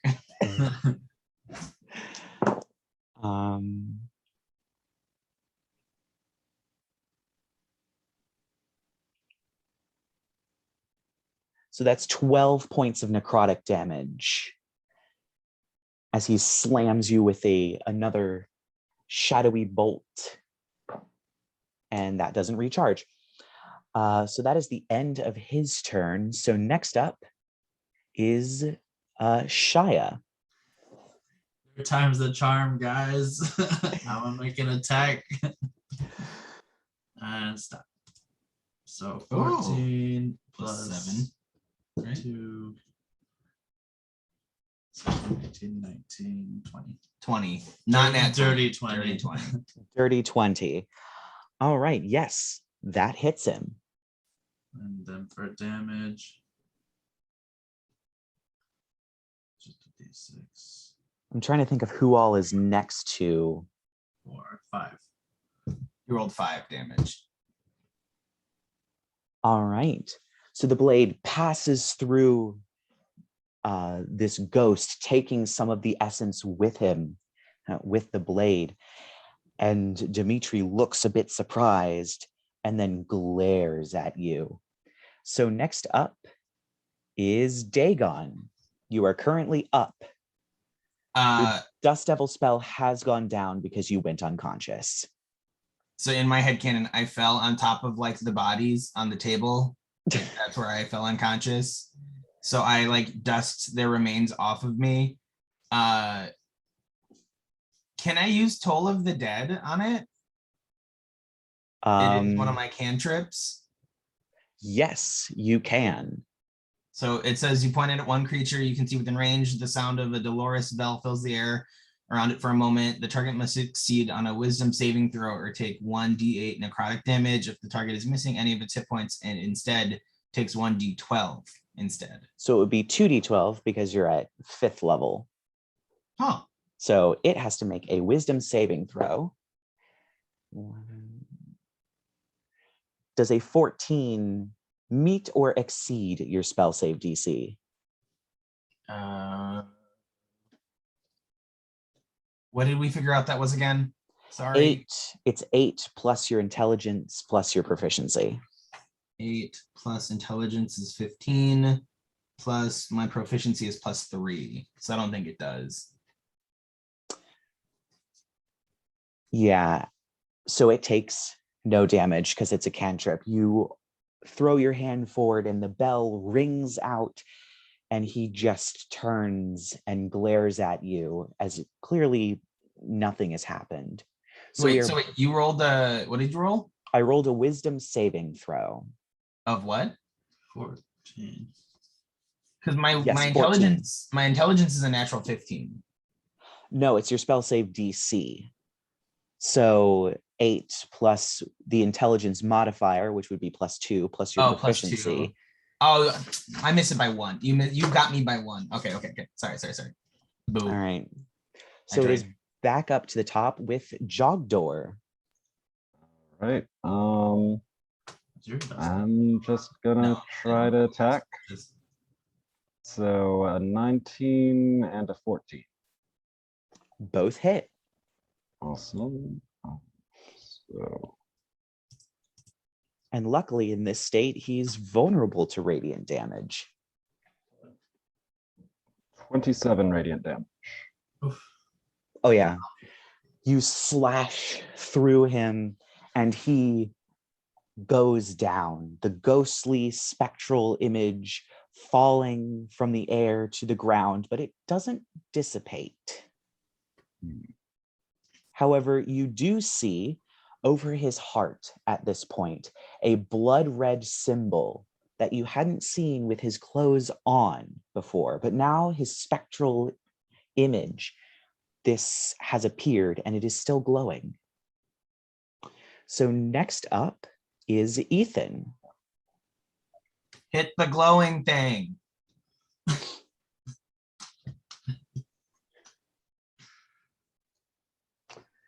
Okay. Not sure what to really do with the glowy thing. Wait, hit it. Well, but we've been hitting at it. Is that going to actually do anything to the thing if it's not? You don't know. Yeah, I figured you've like exposed its weak point in video game terms. Okay, well, I guess I will cast a chaos bolt at it. Give me a sec.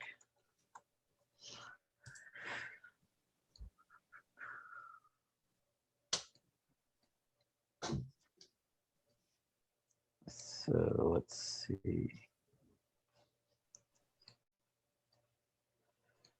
That's a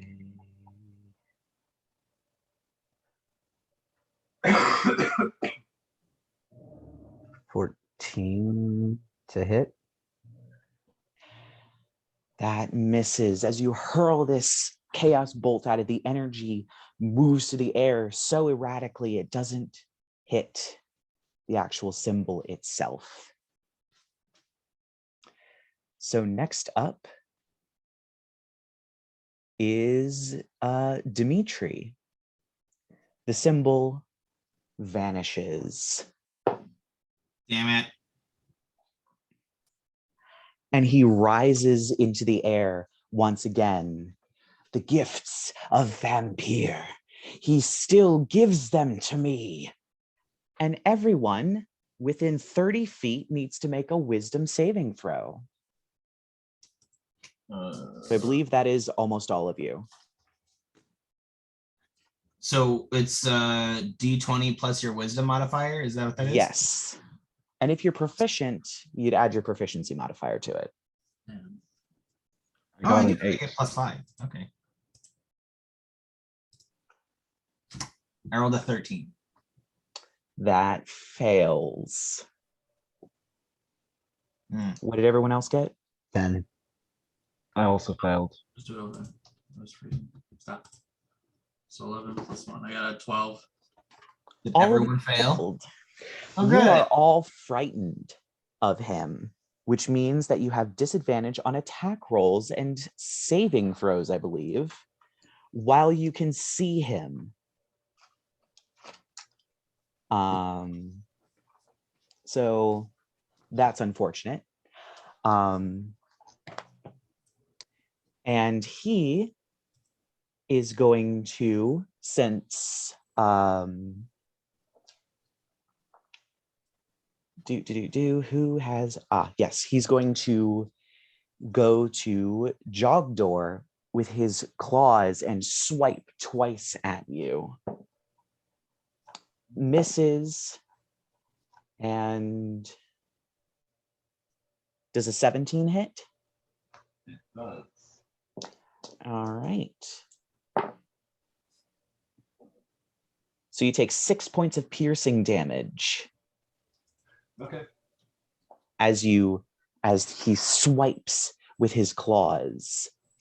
And nope, that doesn't recharge. Great. So now it is Shia's turn. I'm gonna swing again.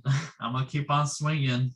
You do have, actually, you would have to move up because he'd have to move up to hit Jogdor. So you'd have to move up, which is good because you have an ally within 5 feet. Yeah, so I'll move up. Which would give you sneak attack if you hit. I don't think it gives you advantage unless you...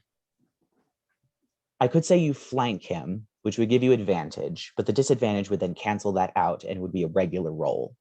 Oh, I see. I would say just Yeah, I'll do that. I'll hope for a regular. Mm-hmm. And then just give me a regular attack roll. And if you hit, you'll deal sneak attack damage. 16, 17. 17 does hit. Nice. So roll the damage and you get sneak attack because you have an ally within 5 feet.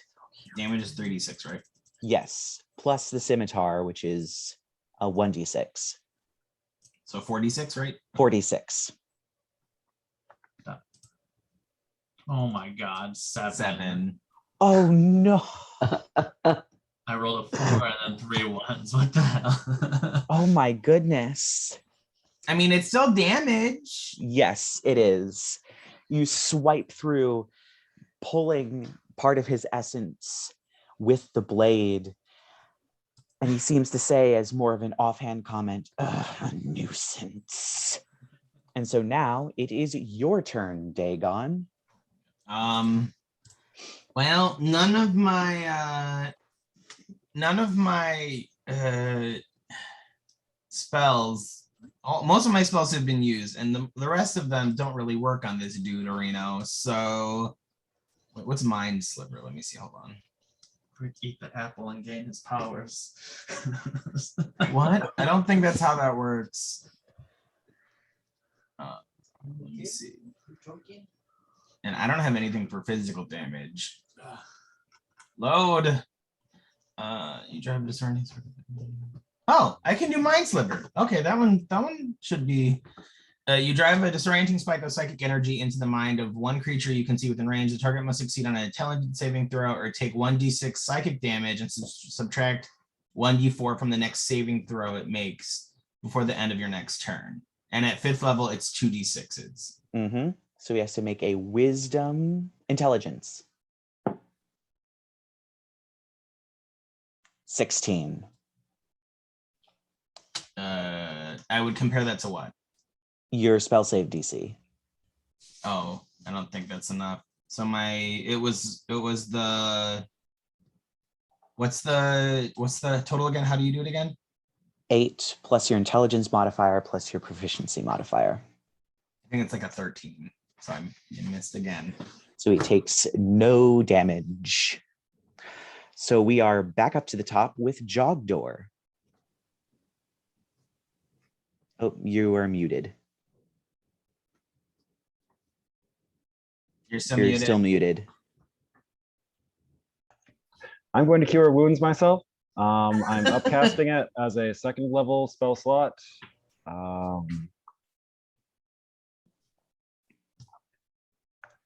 And I got 2 8s for 19 health restored. Wow. So I'm not dying, Oh, that's good.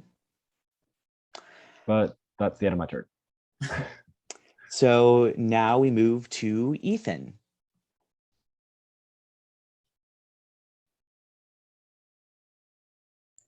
Hmm. I have no idea what your spell slots are.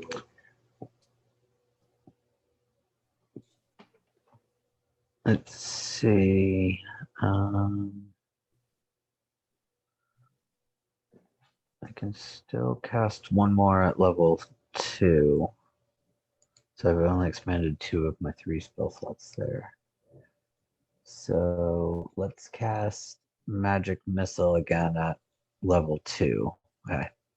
The thing. So that is 4 plus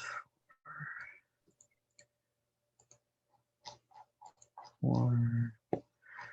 So 10 plus 14. 17. Ooh. Woo. You once again pummel him with the bolts of your magic missile. And once again, it strips him of quite a bit of his essence, but he is still holding together. And it is now Dimitri's turn. Ooh. Having seen you heal, Jogdor, he's going to take 2 swipes at you. Both of them are 15 plus 5, so an unnatural 20. Okay, that's it. or both of them.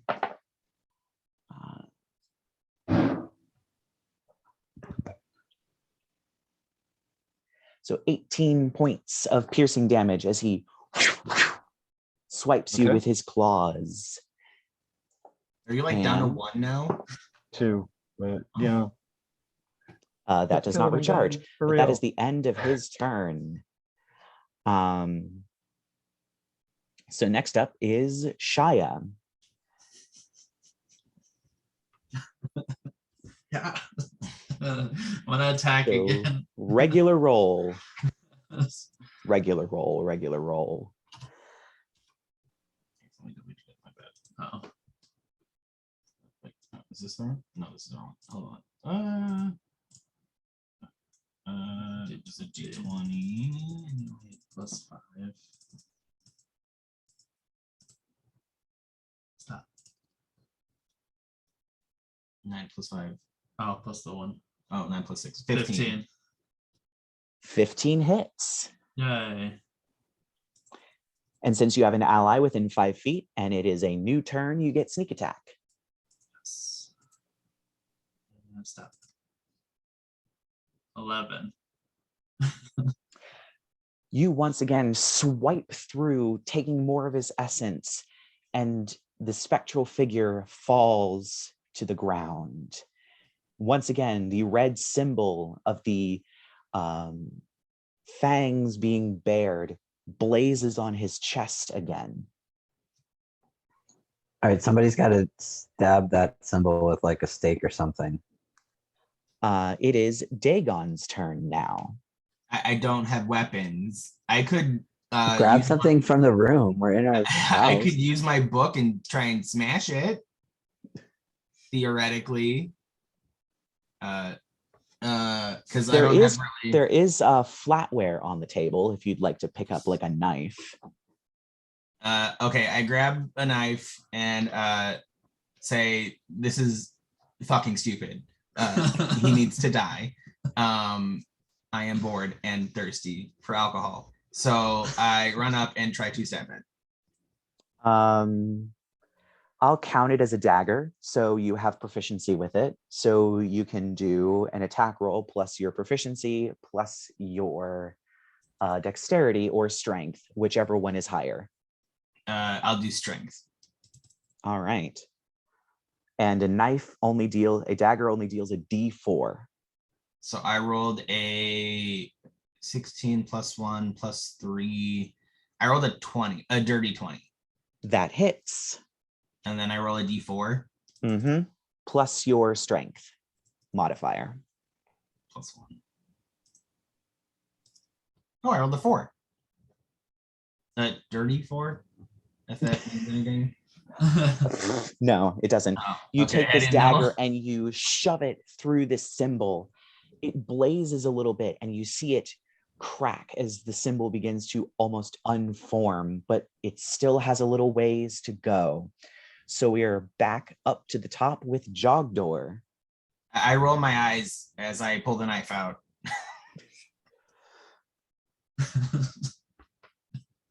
Does a 16 hit?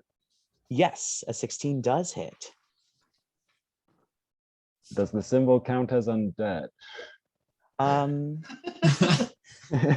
Yes, it's on an undead thing. So Okay, yes. then 16 points of radiant damage. You stab the symbol with your blade of pure sunlight.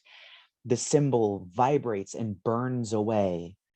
And then this ghost lying on the ground vanishes. And now you are out of initiative. Yay. And you stand in this cold and empty room alone. His desiccated body that he rose from still laying on the floor. Your wounds still very much there. What would you all like to do? There's no blood from the body, right? It's just like charred. Yeah, it's just charred, basically. I look at my vial of half-filled blood that I use to cast my spells, and then at the body, and bemoan that once again, I don't have any viable option of refilling other than going back to hell at some point.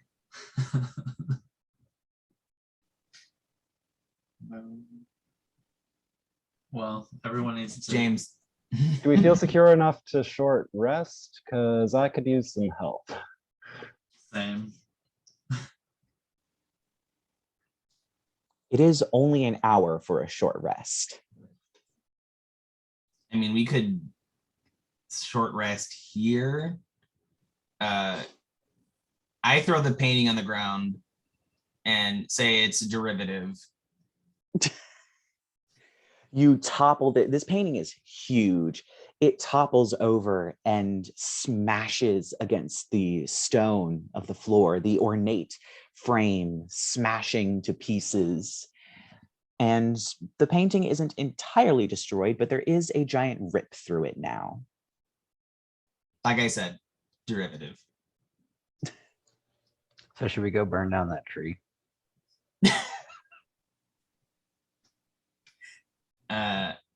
Sure. I mean, do we have to worry about Cow Lady at the bottom of the well still? I mean, could- possibly, but as long as the tree is there, then there's going to be more bad apples, right? That's going to be a hole for more people to be produced into vampires. I think that's true since that is the source, seemingly the source of the vampire's powers. Can we heal on the way there? Is that easy? Unless you have spells. Not really. Mm. I do have some spell slots. Yeah, I'm like all out of spells at the moment. Does resting bring back spell slots or no? Only a long rest if we felt we could rest for 8 hours. I don't Wizards think can actually use arcane recovery, which would mean you could recover up to 2 levels worth of spell slots. So you could either take a second level or 2 first levels. But that's only if you take a short rest. I don't think we should take a short rest here, though. I mean, if you think we could stay in here for an hour undetected. Let me check my spell slots quick.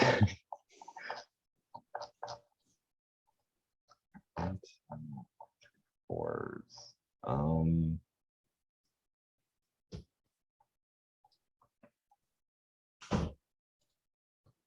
Is anyone else hurt or is it just my dude? I'm at like half health. I'm -1. What's your health now?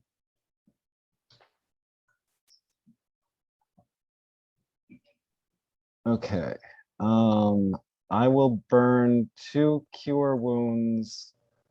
I rolled 2 5s, so that's 8 health to Shia and 8 health to Jogdor. So I'm up to 22. All right. So what's the plan? To the tree. Oh, before we leave, I take the apple out and I smash it on the ground. All right. Strangely, it just seems like a regular apple as you smash it on the ground and stomp on it. I look at it and say, "Are you kidding? I could have eaten it and it would have been fine." And then we make our way. All right. So as you move down the cliffside back towards the tree, you see multiple bats. Swarms are flying over the town. Wolves are running back into the woods, and people are actually running around. You see they are wearing the regalia of the sort of black cloaks and thorn crowns and carrying staves. You also see off in the distance torchlights moving through the trees, a vast amount of them coming closer.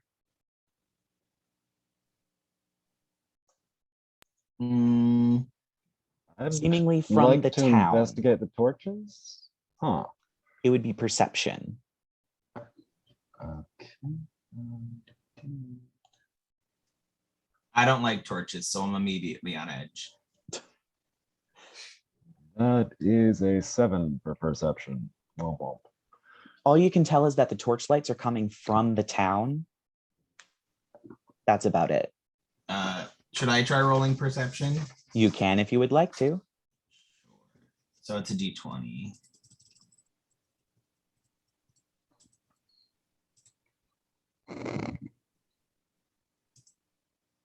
I rolled a 6. All right, I'll roll mine. I get a +4. Oh wait, I didn't roll for you yet. I get a +5. Tell me when. Roll. 13. Yeah, once again, it seems to be coming from the town and they seem to be grouped together. We don't hear, do we hear like chanting at all or no? No. No. You hear yelling, you hear confused yelling. But other than that, not really much. Go see what's up. We have no choice at this point, so. I'm glad they have torches though. That means I could grab one. But yeah. Yeah, you do make it to the town square just as it seems, led by Father Irving and Gina Darner, a very large group of villagers holding torches and what appear to be, some of them have swords, some of them have homemade weapons, or pitchforks or other just farm implements. That's how we got into this mess. Except it seems this time they're on your side as they spot you, and Irving runs over with a torch and just says, thank you so much for this. After you all went into the woods on our behalf, the townsfolk decided to gather up as much as they could and come see if they could help.